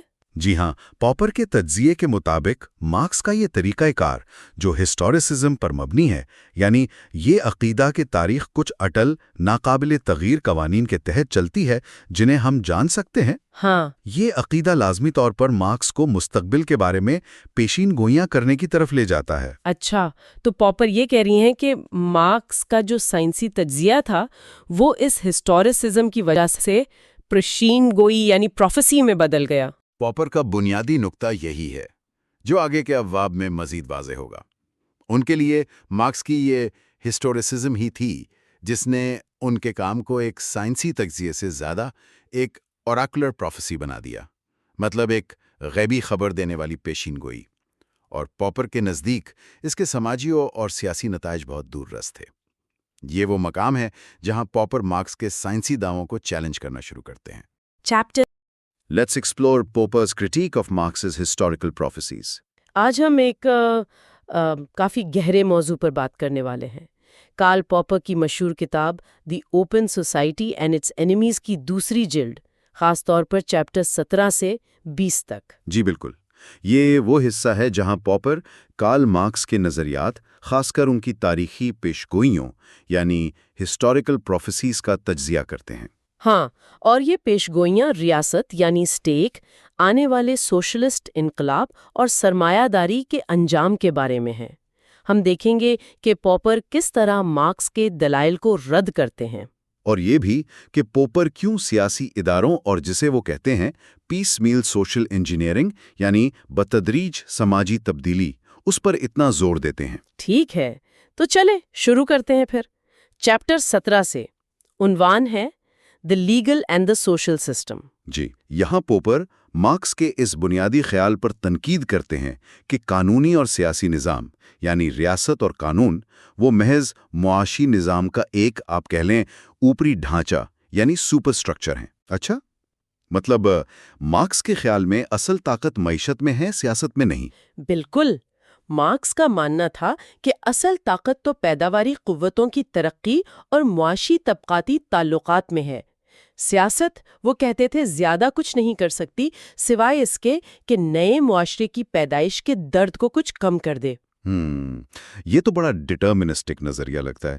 پاپر اس کے جواب میں کیا کہتے ہیں؟ پاپر اس سے بالکل اتفاق نہیں کرتے۔ وہ دلیل دیتے ہیں کہ سیاسی طاقت یعنی پولیٹیکل پاور وہ بنیادی چیز ہے اور وہ معاشی طاقت پر غالب آ سکتی ہے، اسے کنٹرول کر سکتی ہے۔ یعنی یہ جو عام خیال ہے کہ پیسہ ہی سب کچھ کنٹرول کرتا ہے، پاپر اسے چیلنج کر رہے ہیں۔ جی ہاں، وہ کہتے ہیں کہ یہ ایک غلط فہمی ہے۔ وہ مثال دیتے ہیں کہ کیسے ریاست یعنی اسٹیٹ قانونوں کے ذریعے معاشی معاملات میں مداخلت کر سکتی ہے، مثلاً کمزور طبقوں کا تحفظ کرنا۔ اچھا، اس کی کوئی مثال؟ مطلب کیسے تحفظ؟ جیسے کہ استحصال کی حد بندی کرنا، کام کے اوقات مقرر کرنا، سوشل انشورنس کا نظام بنانا، یہ سب سیاسی اختیارات کے ذریعے ممکن ہے، اور پاپر کے مطابق تاریخ میں ایسا ہوا بھی ہے۔ تو پاپر مارکس پر کیا تنقید کرتے ہیں اس حوالے سے؟ وہ کہتے ہیں کہ مارکس نے ریاستی طاقت کے خطرے کو تو پہچانا، لیکن وہ یہ سمجھنے میں ناکام رہے کہ یہی ریاستی طاقت اگر صحیح طریقے سے استعمال ہو تو آزادی اور انسانیت کی خدمت بھی کر سکتی ہے۔ اور مارکس کا وہ خیال کہ طبقات ختم ہونے پر ریاست خود بخود ختم ہو جائے گی؟ جی، اس پر بھی پاپر تنقید کرتے ہیں۔ وہ اسے آزادی کے پیراڈاکس کو نہ سمجھنے کے مترادف قرار دیتے ہیں۔ آزادی کا پیراڈاکس یہ کیا چیز ہے؟ پاپر کا مطلب ہے کہ آزادی کو قائم رکھنے کے لیے بھی طاقت کی ضرورت ہوتی ہے۔ اگر کوئی قانون نافذ کرنے والا ادارہ یعنی ریاست نہ ہو تو طاقتور کمزور کو دبا لے گا اور آزادی ختم ہو جائے گی۔ اچھا، تو آزادی کے لیے بھی ایک طرح کی پابندی یا طاقت ضروری ہے؟ بالکل، آزادی کے تحفظ کے لیے ایک قانونی اور سیاسی ڈھانچے کی ضرورت ہمیشہ رہتی ہے۔ اسی لیے پاپر مارکس کے ریاست کے مرجھا جانے والے نظریے کو نہ صرف غلط بلکہ خطرناک بھی سمجھتے ہیں۔ تو پھر حل کیا ہے؟ اگر ریاست ضروری ہے تو اسے کنٹرول کیسے کیا جائے تاکہ وہ خود ظالم نہ بن جائے؟ یہاں پاپر اداروں یعنی انسٹیٹیوشنز کی اہمیت پر زور دیتے ہیں۔ وہ کہتے ہیں ہمارا مقصد اچھے حکمران تلاش کرنا نہیں ہونا چاہیے، بلکہ ایسے ادارے بنانا ہے جو برے حکمرانوں کو بھی نقصان پہنچانے سے روک سکیں۔ مطلب فوکس شخصیات پر نہیں، نظام پر ہونا چاہیے، جیسے چیک اینڈ بیلنس، آزاد عدلیہ وغیرہ۔ جی بالکل، اور یہ مارکس کے نظریے سے مختلف ہے، جہاں زیادہ زور طبقاتی کردار اور معاشی نظام پر ہے اور اداروں کی اپنی اہمیت کو کم سمجھا گیا ہے۔ پاپر کہتے ہیں مارکس اس انسٹیٹیوشنل پہلو کو سمجھنے میں ناکام رہے۔ یہ واقعی ایک بنیادی فرق ہے۔ چلیں اب اگلے باب یعنی چیپٹر 18 کی طرف بڑھتے ہیں۔ اس کا عنوان ہے دی کمنگ آف سوشلزم۔ جی، اس باب میں پاپر مارکس کی اس مرکزی پیشگوئی کا جائزہ لیتے ہیں کہ بے لگام سرمایہ داری یعنی انریسٹرینڈ کیپٹلزم اپنے اندرونی تضادات کی وجہ سے لازماً تباہ ہوگی اور اس کی جگہ سوشلزم لے لے گا۔ ہاں، مارکس کا یہ خیال کہ یہ تو تاریخ کا لکھا ہے، ایک طرح کا قانون ہے۔ بالکل، لیکن پاپر یہاں واضح طور پر کہتے ہیں کہ تاریخی حقائق اس پیشگوئی کو غلط ثابت کرتے ہیں۔ اچھا، کس طرح سے؟ کیا سرمایہ داری ختم نہیں ہوئی؟ پاپا کہتے ہیں کہ وہ والی بے لگام سرمایہ داری جس پر مارکس نے تنقید کی تھی وہ تو واقعی ختم ہو گئی، لیکن اس کی جگہ وہ سوشلزم نہیں آیا جس کا مارکس نے تصور دیا تھا، یعنی پرولتاریہ کی آمریت اور ریاست کا خاتمہ۔ تو پھر کیا آیا اس کی جگہ؟ پوپو کہتے ہیں ایک بالکل نیا دور شروع ہوا جسے وہ سیاسی مداخلت پسندی یا پولیٹیکل انٹرونشنزم کہتے ہیں، یعنی ایسا نظام جہاں ریاست معاشی زندگی میں مداخلت کرتی ہے۔ اچھا، تو یہ پولیٹیکل انٹرونشنزم کس قسم کا ہے؟ اس کی کئی شکلیں ہیں۔ پاپر کہتے ہیں روسی کمیونزم تھا، فاشزم تھا، اور جو پاپر کے نزدیک سب سے اہم ہے وہ جمہوری مداخلت پسندی ہے، جیسے برطانیہ، امریکہ، اسکینڈینیویا میں نظر آتی ہے، جہاں ریاست قوانین، ویلفیئر پروگرامز، ریگولیشن وغیرہ کے ذریعے معیشت کو بہتر بنانے کی کوشش کرتی ہے۔ جی ہاں، اور یہاں پاپر ایک بہت ہی دلچسپ نقطہ اٹھاتے ہیں۔ وہ کہتے ہیں کہ مارکس نے کمیونسٹ مینیفیسٹو میں جو 10 نکاتی پروگرام دیا تھا، ہاں، وہ جس میں پروگریسو انکم ٹیکس، مفت تعلیم، ذرائع مواصلات پر ریاستی کنٹرول وغیرہ شامل تھا، بالکل وہی۔ پاپر کہتے ہیں کہ حیرت انگیز طور پر اس کے زیادہ تر نکات تو ان جمہوری ممالک میں بغیر کسی انقلاب کے ہی نافذ ہو گئے ہیں۔ واقعی یہ تو بڑی عجیب بات ہے۔ مطلب جن چیزوں کو مارکس انقلاب کا نتیجہ سمجھتے تھے وہ اصلاحات کے ذریعے ہی آ گئیں۔ جی، اور پاپر کے لیے یہ اس بات کا ثبوت ہے کہ تاریخ صرف معاشی قوانین کے تحت نہیں چلتی جیسا مارکس سمجھتے تھے، بلکہ اس پر غیر متوقع عوامل جیسے پاپر جیسے سوشل ٹیکنالوجی کہتے ہیں، یعنی سماجی مسائل حل کرنے کی ہماری قابلیت اور سیاسی فیصلے وہ بھی اثر انداز ہوتے ہیں۔ تو مطلب تاریخ کا کوئی ایک طے شدہ راستہ نہیں ہے؟ پوپو کے مطابق نہیں۔ ان جمہوری ملکوں نے نہ صرف مارکس کے کچھ مطالبات پورے کیے بلکہ کئی ایسے فلاحی اقدامات کیے جو مارکس نے سوچے بھی نہیں تھے۔ یہ سب مارکس کے اس خیال کے خلاف جاتا ہے کہ سرمایہ دار کبھی مزدوروں کو بڑی رعایتیں نہیں دے سکتے۔ تو اس کا سبق کیا ہے؟ پوپر کا نتیجہ یہ ہے کہ اگرچہ ہم پوری تاریخ کو ڈیزائن نہیں کر سکتے، لیکن ہم اپنے اداروں کو بہتر بنانے کے لیے ضرور ڈیزائن کر سکتے ہیں، اور آزادی، خاص کر معاشی استحصال سے آزادی کے تحفظ کے لیے اداروں کی منصوبہ بندی اور بہتری ضروری ہے۔ یہ بھی ایک اہم نقطہ ہے۔ سوشلزم کے آنے کی پیشگوئی کے اس تجزیے کے بعد اب ہم چیپٹر 19 کی طرف چلتے ہیں، دی سوشل ریولوشن۔ جی، چیپٹر 19 یہاں پاپر مارکس کی مزید 2 اہم پیشگوئیوں کا جائزہ لیتے ہیں۔ پہلی یہ کہ سرمایہ داری میں طبقاتی ڈھانچہ اس طرح بدلے گا کہ درمیانہ طبقہ یعنی مڈل کلاس ختم ہو جائے گا اور معاشرہ صرف 2 بڑے دشمن طبقوں میں بٹ جائے گا، سرمایہ دار اور مزدور۔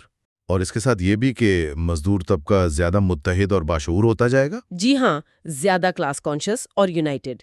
یہ تھی پہلی پیشگوئی۔ اور دوسری یہ کہ ان 2 طبقوں کے درمیان کشیدگی اتنی بڑھے گی کہ یہ لازماً ایک پرتشدد سماجی انقلاب پر ختم ہوگی جس میں مزدور طبقہ سیاسی طاقت پر قبضہ کر لے گا۔ تو ان دونوں پیشگوئیوں کے بارے میں پاپر کیا کہتے ہیں؟ کیا یہ سچ ثابت ہوئی؟ پاپر واضح دلائل سے کہتے ہیں کہ پہلی پیشگوئی یعنی درمیانے طبقے کا خاتمہ اور مزدور طبقے کا مکمل اتحاد، یہ صاف طور پر غلط ثابت ہوئی ہے۔ اچھا، تاریخ نے کیا دکھایا پھر؟ تاریخ نے دکھایا کہ درمیانہ طبقہ نہ صرف واقعی رہا بلکہ اکثر معاشروں میں تو اس کا سائز اور اہمیت بڑھی ہے. نئی قسم کی نوکریاں پیدا ہوئیں، white collar workers, technician, managers وغیرہ. اور مزدور طبقے کا اتحاد؟ وہ بھی پاپر کے مطابق اتنا یقینی نہیں ہے. مزدور طبقے میں بھی اندرونی تقسیم اور مختلف مفادات موجود رہے ہیں. پاپر اشارہ کرتے ہیں کہ جب یہ حقیقت مارکس کی پیشگوئی کے خلاف گئی تو مارکسسٹ اکثر اس کی وضاحت کے لیے غداری یا رشوت جیسے الزامات استعمال کرتے ہیں کہ لیڈر بک گئے یا دھوکہ دے گئے. یعنی پیشگوئی غلط ثابت ہونے پر بہانے تراشے گئے. پاپر کا تو یہی خیال ہے. وہ اسے پیشگوئی کے دفاع کی کوشش سمجھتے ہیں. ٹھیک ہے، یہ تو ہوئی پہلی پیشگوئی. اب دوسری، یعنی انقلاب کے لازمی ہونے کے بارے میں پاپر کی کیا رائے ہے؟ یہاں پاپر مارکس کی استعمال کردہ اصطلاح سیاسی طاقت پر مزدور طبقے کا قبضہ، conquest of political power by the proletariat میں جو ابہام ہے اس پر تنقید کرتے ہیں. ابہام؟ کس طرح کا ابہام؟ وہ سوال اٹھاتے ہیں کہ اس قبضے کا اصل مطلب کیا ہے؟ کیا صرف یہ کہ مزدور پارٹی جمہوری طریقے سے الیکشن جیت جائے، یا یہ کہ اقتدار میں آنے کے بعد وہ اپنے مخالفین کو کچل دے اور اقتدار پر اپنی گرفت مضبوط کر لے تاکہ دوسروں کے لیے جمہوری طریقے سے واپس آنا ناممکن ہو جائے؟ یعنی کیا یہ جمہوری فتح ہے یا آمریت کا آغاز؟ بالکل. پاپر کہتے ہیں کہ مارکس کی تحریروں میں یہ دونوں مطلب نکالے جا سکتے ہیں، اور یہ ابہام خطرناک ہے. خطرناک کیوں؟ کیونکہ اگر قبضے کا مطلب تشدد یا اپوزیشن کو دبانا ہے تو پاپر کے نزدیک یہ نہ صرف اخلاقی طور پر غلط ہے بلکہ سیاسی طور پر بھی نقصان دہ ہے. نقصان دہ کیسے؟ اس لیے کہ جب انقلابی پارٹی تشدد کی بات کرتی ہے تو اس سے حکمران طبقے کے اندر ان لوگوں کو جواز ملتا ہے جو خود بھی اپوزیشن کو طاقت سے دبانا چاہتے ہیں. تو ایک طرح سے انقلاب کی پیشگوئی خود تشدد کو ہوا دیتی ہے. یہ تو ایک سنگین نکتہ ہے. بہت سخت بات کہتے ہیں. ان کے مطابق مارکس نے مزدوروں کو طبقاتی جنگ سکھائی، لیکن اس پر اصل عمل درآمد رجت پسند بورژوازی نے کیا، جس نے اس نظریے کو بہانہ بنا کر جمہوری قوتوں کو کچلا. اور اس کا فائدہ کس نے اٹھایا؟ پاپر کہتے ہیں کہ اس ساری صورتحال سے آخر میں فاشسٹوں نے فائدہ اٹھایا، جو نہ جمہوری تھے نہ سوشلسٹ. یہ واقعی مارکس کے نظریات کے عملی نتائج پر ایک گہری تنقید ہے. اچھا، اس تجزیے کے بعد آئیے اب آخری باب چیپٹر 20 کی طرف چلتے ہیں، کیپٹلزم اینڈ اٹس فیٹ. جی ہاں، چیپٹر 20. یہ باب مارکس کی پوری تاریخی پیشگوئی کے مرکزی ستون، یعنی بڑھتی ہوئی افلاس کے قانون، لا آف انکریزنگ مزری کا جائزہ لیتا ہے. ہاں، یہ مارکس کا بہت مشہور نظریہ ہے کہ سرمایہ داری میں مزدوروں کی حالت لازمی طور پر بد سے بدتر ہوتی جائے گی. جی، اور اس کے ساتھ ایک اور قانون بھی جڑا ہے، بڑھتی ہوئی دولت کا قانون، یعنی دولت چند ہاتھوں میں جمع ہوتی جائے گی. پوپر وضاحت کرتے ہیں کہ بڑھتی ہوئی افلاس سے مارکس کی مراد صرف غربت نہیں بلکہ بڑھتا ہوا استحصال بھی ہے. لمبے اوقات کار، کام کی شدت میں اضافہ اور حقیقی اجرتوں کا کم ہونا یا مستحکم رہنا جبکہ منافع بڑھتا رہے. اور مارکس کے نزدیک یہ لازمی کیوں ہے؟ سرمایہ دار اسے روک کیوں نہیں سکتے؟ مارکس کے لیے یہ نظام کی مجبوری ہے. بنیادی دلیل یہ ہے کہ سرمایہ دار مارکیٹ میں شدید مسابقتی دباؤ یعنی کمپیٹیٹو پریشر کی وجہ سے ایسا کرنے پر مجبور ہے. اسے اپنی پیداواری لاگت کم رکھنی ہے تاکہ وہ مقابلے میں ٹھہر سکے. اور اس کا ایک طریقہ مزدوروں کی اجرتیں کم رکھنا اور ان سے زیادہ کام لینا ہے. بالکل. اس کے علاوہ مارکس نے منافع کی شرح میں گراوٹ کے رجحان کا نظریہ بھی دیا، جس کے مطابق وقت کے ساتھ اوسط منافع کی شرح گرتی ہے. اس گراوٹ کو پورا کرنے کے لیے بھی سرمایہ دار مزدور پر دباؤ بڑھاتا ہے، ورنہ وہ مقابلے میں تباہ ہو جائے گا. تو یہ ہے مارکس کی منطق کہ سرمایہ دار سمجھوتا نہیں کر سکتے، مزدوروں کے مطالبات پورے نہیں کر سکتے، اس لیے طبقاتی کشیدگی بڑھے گی اور انقلاب ہو کے رہے گا. جی، یہی ان کی پیشگوئی کی بنیاد ہے. لیکن پوپر اس پر کیا اعتراض کرتے ہیں؟ کیا وہ اس قانون کو نہیں مانتے؟ پوپر اس قانون کی لازمیت کے بنیادی سوال اٹھاتے ہیں. وہ تسلیم کرتے ہیں کہ مارکس نے جن رجحانات کی نشاندہی کی، جیسے مقابلے کا دباؤ یا شاید منافع کی شرح میں کمی کا رجحان، ان میں کچھ حقیقت ہو سکتی ہے. لیکن لیکن وہ اس نتیجے کو چیلنج کرتے ہیں کہ ان رجحانات کا لازمی نتیجہ بڑھتی ہوئی افلاس ہی ہے۔ وہ سوال اٹھاتے ہیں کہ کیا یہ ممکن نہیں کہ جو دولت بڑھ رہی ہے اسے مزدوروں کے ساتھ بھی تقسیم کیا جائے؟ کیا سرمایہ دار کے پاس استحصال بڑھانے کے علاوہ کوئی چارہ نہیں؟ اور تاریخ نے کیا دکھایا؟ جیسا ہم نے پہلے چیپٹر 18 میں دیکھا، تاریخ نے دکھایا کہ سیاسی مداخلت، ٹریڈ یونینز کا دباؤ، ریاستی قانون، ان سب کے ذریعے مزدوروں کی حالت بہتر ہوئی ہے، اجرتیں بڑھی ہیں، اوقات کار کم ہوئے ہیں۔ یہ سب مارکس کے قانون کے خلاف جاتا ہے۔ تو پاپر کے مطابق مارکس نے ایک رجحان کو اٹل قانون سمجھ لیا۔ بالکل، پاپر کے مطابق مارکس نے ایک معاشی رجحان کو ایک لوہے کا قانون بنا دیا۔ وہ افسوس کا اظہار کرتے ہیں کہ مارکس کے پیروکاروں پر یہ پیشگوئی کا عنصر اتنا غالب آ گیا کہ اس نے تنقیدی سوچ کو دبا دیا۔ اور اس کا نتیجہ کیا نکلا؟ نتیجہ یہ نکلا کہ اس پیشگوئی پر یقین نے اس عقیدے کو کمزور کر دیا کہ ہم اپنی عقل اور اقدامات سے اداروں کو بدل کر دنیا کو بہتر بنا سکتے ہیں۔ پاپر کے مطابق مارکس کی تعلیم میں جو انسانی عمل اور تبدیلی لانے کا پہلو تھا، اس پر ان کا تاریخیت پسندی یعنی تاریخ کے قوانین پر ایمان حاوی ہو گیا، اور یہ ایک بڑا المیہ تھا۔ تو اگر ہم ان 4 ابواب کا خلاصہ کریں، پاپر کے خیال میں مارکس کی یہ ساری تاریخی پیشگوئیاں مجموعی طور پر کیا ثابت ہوئیں؟ پوپر کے تجزیے کے مطابق مارکس کی تاریخی پیشگوئی خاص طور پر سرمایہ داری کے انجام اور سوشلزم کے ظہور کے بارے میں وہ بنیادی طور پر غلط ثابت ہوئی ہے۔ اور اس کی وجہ؟ اس کی وجہ مارکس کا غیر متوقع عوامل جیسے سیاسی مداخلت اور سوشل ٹیکنالوجی کی ترقی، ان کو سمجھنے میں ناکامی، اور ساتھ ہی ان بنیادی قوانین کا غلط ہونا جن پر یہ پیشگوئی مبنی تھی، جیسے بڑھتی ہوئی افلاس اور طبقاتی ڈھانچے کا طے شدہ انجام۔ تو پاپر کے لیے یہ ایک ناکام تاریخیت پسند کوشش تھی؟ جی، جو انسانی ارادے، انسانی ایجنسی اور اداروں کی تبدیلی کی صلاحیت کو نظر انداز کرتی ہے۔ یہ واقعی غور طلب نکات ہیں۔ پاپر کا تجزیہ ہمیں تاریخ کو دیکھنے کے انداز اور مستقبل کے بارے میں ہمارے تصورات پر دوبارہ سوچنے پر مجبور کرتا ہے۔ ایک آخری سوال جو ذہن میں آتا ہے وہ سننے والوں کے لیے چھوڑتے ہیں۔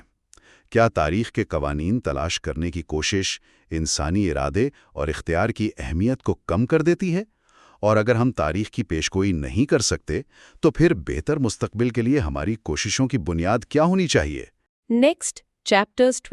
In our previous discussion, we explored Karl Popper's critique of Marxism, focusing on his analysis of its prophetic claims.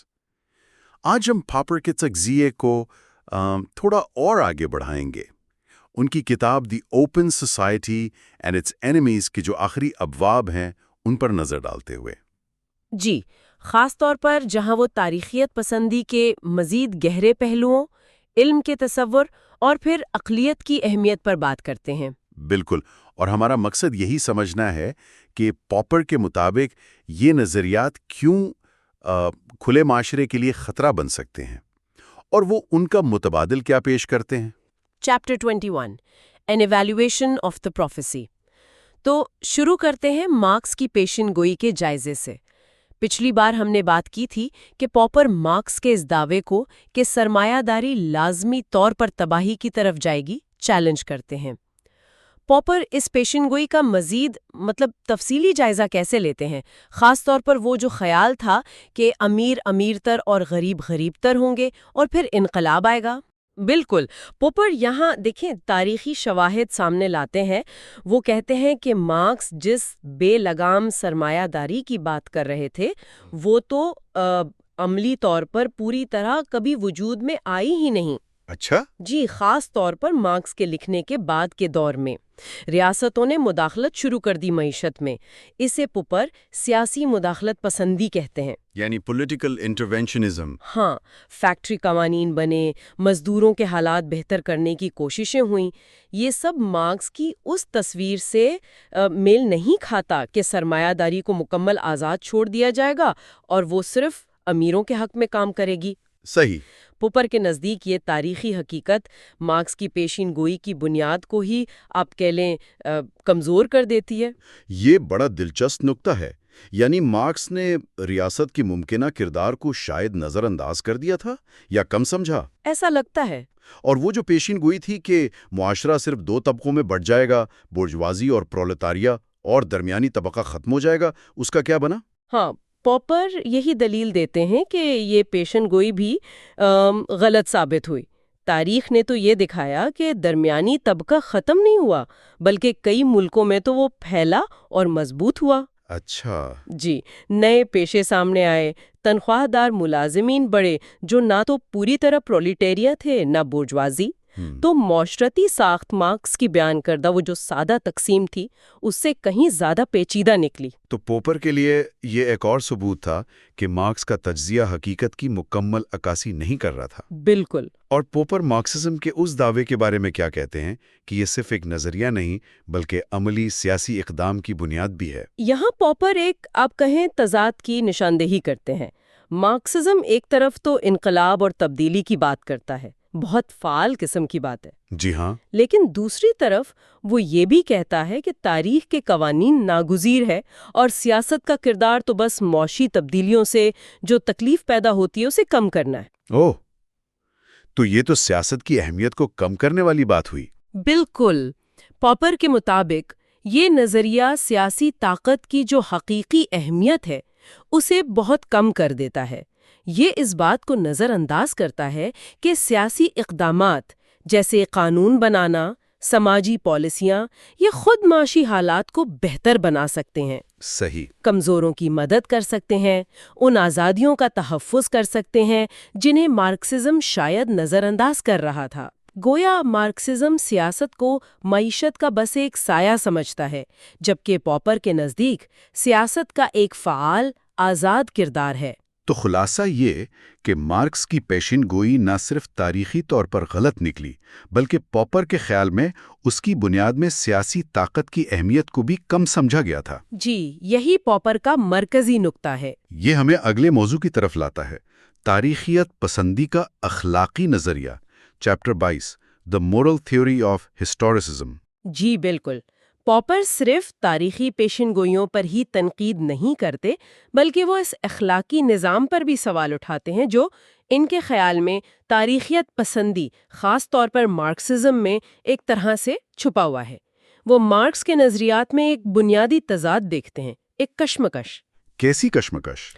دیکھیں، ایک طرف تو مارکس ایک بہتر، منصفانہ معاشرے کے لیے بڑے پرجوش ہیں، وہ تبدیلی لانا چاہتے ہیں، یہ ان کی فعالیت پسندی یا ایکٹیوزم ہے۔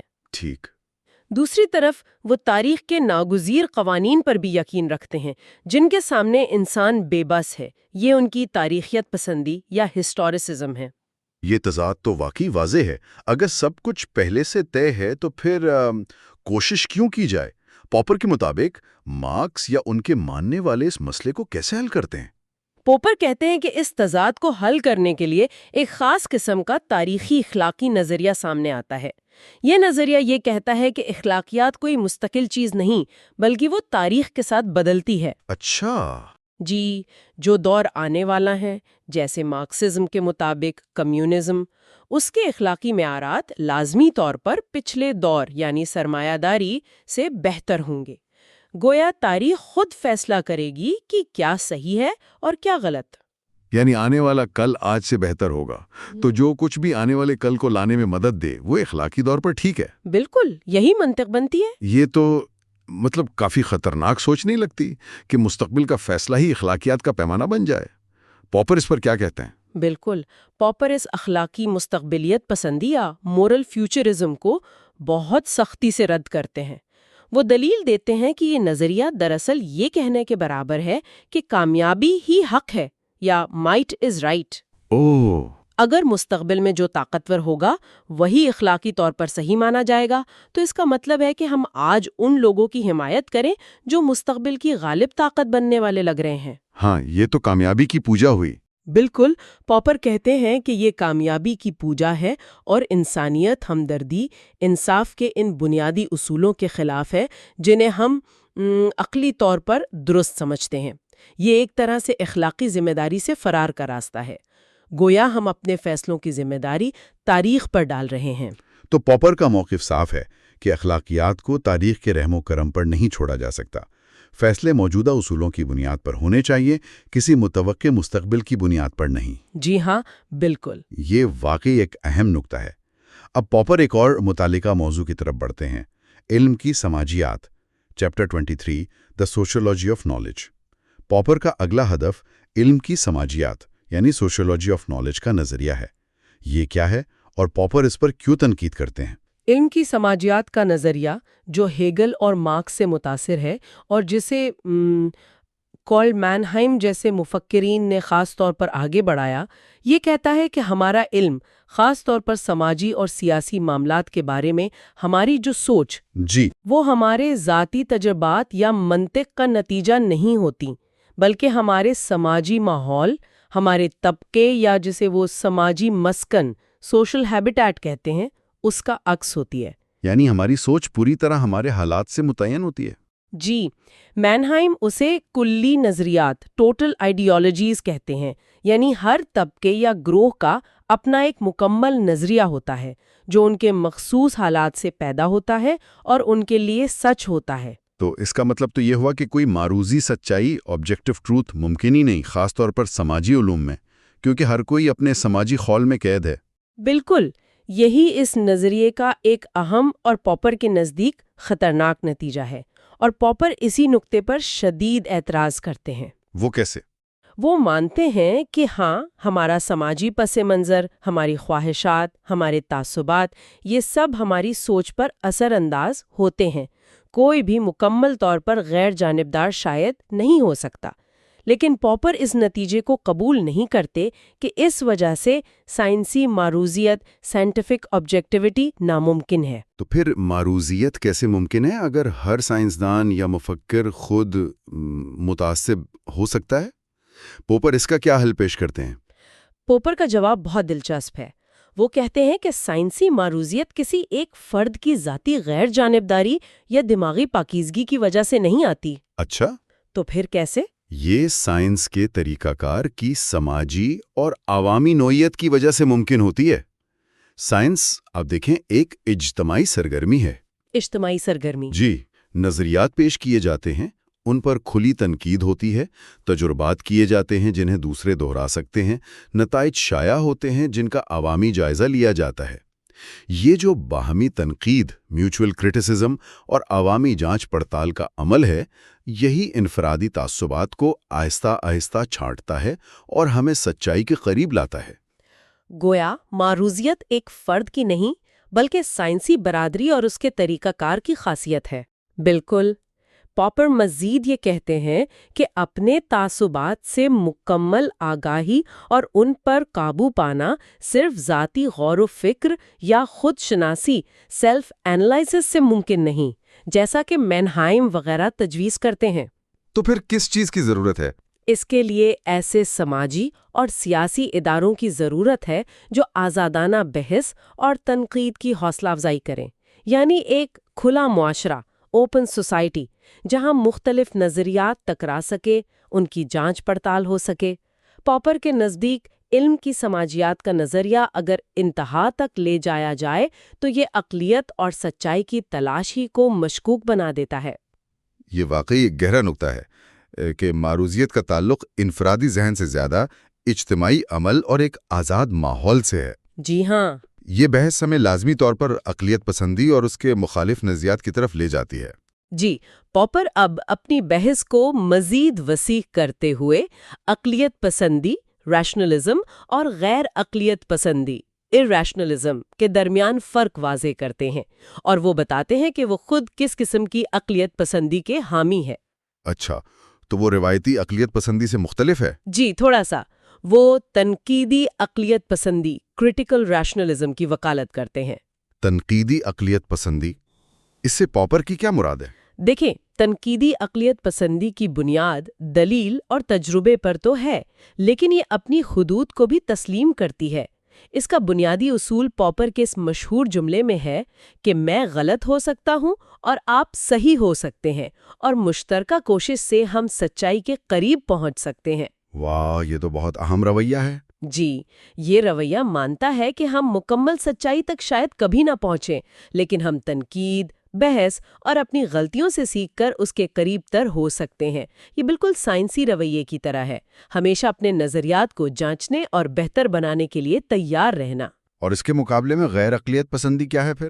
غیر اقلیت پسندی پوپر کے مطابق دلیل اور ثبوت کے بجائے جذبات، جوش و خروش، وجدان، انٹیوشن یا پھر پراسرار پیشن گوئیوں اور الہامات پر انحصار کرتی ہے۔ اچھا، یہ رویہ اکثر یہ سمجھتا ہے کہ کچھ سچائیاں ایسی ہیں جو عقل سے بالاتر ہیں اور انہیں صرف خاص غیر عقلی ذرائع سے ہی جانا جا سکتا ہے۔ پوپر یہ بھی تسلیم کرتے ہیں میرے خیال میں کہ اقلیت پسندی کو اپنانا خود بھی ایک طرح سے غیر عقلی فیصلہ ہو سکتا ہے؟ جی ہاں، وہ یہ مانتے ہیں۔ وہ کہتے ہیں کہ اقلیت پسندی کو اپنانے کا فیصلہ خود مکمل طور پر عقلی دلائل پر مبنی نہیں ہو سکتا۔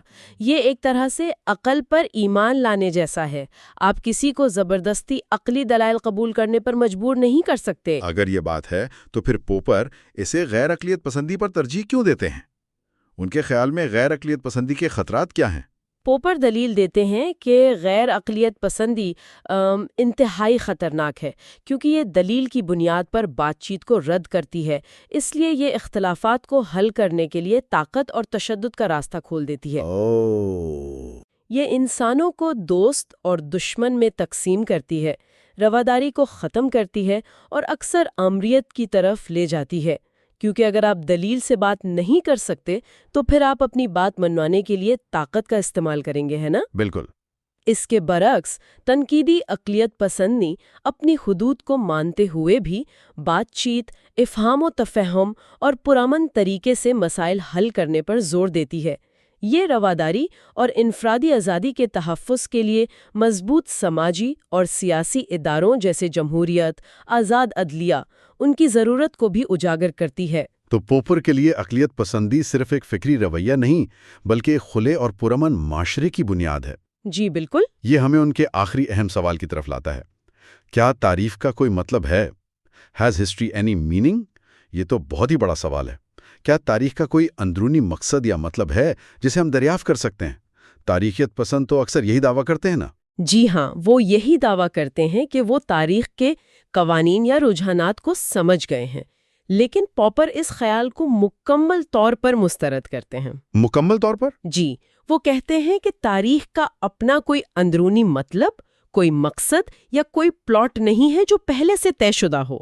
وہ کہتے ہیں کہ تاریخیت پسند جو تاریخ میں قوانین یا رجحانات تلاش کرنے کا دعویٰ کرتے ہیں، وہ اصل میں کرتے یہ ہیں کہ پہلے سے اپنے ذہن میں موجود نظریات یا عمومی تشریحات کو تاریخی واقعات پر مسلط کر دیتے ہیں۔ اچھا، مطلب وہ تاریخ کو اپنے نظریے کے مطابق ڈھالتے ہیں؟ بالکل، وہ تاریخ کو ایک خاص اینک سے دیکھتے ہیں اور صرف وہی واقعات چنتے ہیں جو ان کے نظریے کی تائید کریں۔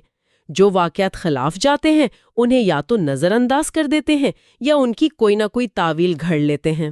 تو یہ تشریحات پھر سائنسی نظریات کی طرح قابل آزمائش نہیں ہوتی؟ بالکل نہیں۔ پاپر کے مطابق یہ تشریحات سائنسی نظریات نہیں ہیں کیونکہ انہیں غلط ثابت نہیں کیا جا سکتا، وہ فالسیفائیبل نہیں ہیں۔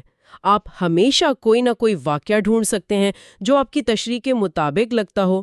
پاپر کہتے ہیں کہ تاریخ میں کوئی ایک کہانی یا پلاٹ نہیں چل رہا، تاریخ بس واقعات کا ایک سلسلہ ہے۔ اگر تاریخ کا اپنا کوئی مطلب نہیں تو پھر ہم تاریخ کو کیسے سمجھیں؟ کیا ہماری زندگیوں یا ہماری کوششوں کا کوئی مطلب نہیں رہ جاتا؟ نہیں، پاپر کا یہ مطلب ہرگز نہیں۔ وہ کہتے ہیں کہ تاریخ کا اپنا کوئی مطلب نہیں، لیکن ہم تاریخ کو معنی دے سکتے ہیں۔ ہم معنی دے سکتے ہیں؟ جی، یہ ہم انسان ہیں جو اپنے مقاصد، اپنی اقدار، اپنے اخلاقی معیارات کا انتخاب کرتے ہیں اور پھر ہم تاریخ کو اس روشنی میں دیکھتے ہیں کہ کیا چیز ان مقاصد کے حصول میں مددگار رہی اور کیا رکاوٹ بنی۔ ہم فیصلہ کرتے ہیں کہ ہم کس قسم کی دنیا بنانا چاہتے ہیں اور پھر تاریخ سے سبق سیکھنے کی کوشش کرتے ہیں۔ اچھا، تو معنی تاریخ میں دریافت نہیں کیا جاتا بلکہ ہم انسان اسے تخلیق کرتے ہیں۔ بالکل، پاپر اس خیال کو بہت خطرناک سمجھتے ہیں کہ تاریخ ہمارا فیصلہ کرے گی یا کامیابی ہی سچائی کا معیار ہے۔ یہ سوچ ہمیں اپنی اخلاقی ذمہ داری سے غافل کر دیتی ہے۔ صحیح۔ ہمیں واقعات کو اپنے ضمیر اور اپنی عقل کی روشنی میں پرکھنا چاہیے، نہ کہ کسی سمجھے گئے تاریخی منصوبے یا تقدیر کے حوالے سے۔ دنیا کو بہتر بنانا، انصاف قائم کرنا، آزادی کا تحفظ کرنا، یہ ہماری ذمہ داری ہے۔ یہ تاریخ کا کوئی خودکار عمل نہیں جو خود بخود ہو جائے گا۔ معنی دینا ہمارا کام ہے، تاریخ کا نہیں۔ تو اس ساری بحث کا خلاصہ یہ ہے کہ پاپر تاریخیت پسندی کو، چاہے وہ مارکس کی شکل میں ہو یا کسی اور شکل میں، ایک فکری طور پر ناکام اور عملی طور پر آپ کہیں خطرناک نظریہ سمجھتے ہیں، کیونکہ یہ نہ تو قابل اعتماد پیشین گوئیاں کر سکتا ہے، جی، اور نہ ہی تاریخ کو کوئی حقیقی معنی دے سکتا ہے۔ پاپر زور دیتے ہیں کہ ایک کھلے معاشرے کا تحفظ اور اس کی بہتری کا انحصار تقدیر یا تاریخ کے ناگزیر قوانین پر نہیں ہے، بلکہ ہماری اپنی کوششوں پر ہے۔ اور ان کوششوں کے لیے کیا ضروری ہے؟ اس کے لیے عقلی بحث، تنقیدی فکر اور قدم بقدم اصلاحات، یعنی پیس میل سوشل انجینئرنگ کی ضرورت ہے۔ بالکل، پوپر ہمیں یہ یاد دلاتے ہیں کہ مستقبل کھلا ہے اور اسے بنانا ہماری ذمہ داری ہے۔ ہمیں اپنے اعمال اور فیصلوں کی اخلاقی ذمہ داری قبول کرنی ہوگی۔ جی ہاں، اور ایک ایسی دنیا بنانے کے لیے فعال طور پر کام کرنا ہوگا جو آزادی، انصاف اور عقلیت کی اقدار پر مبنی ہو۔ تاریخ ہمیں سبق ضرور سکھا سکتی ہے، لیکن وہ ہماری مالک نہیں ہے۔ End of 6-part series on Popper's The Open Society and its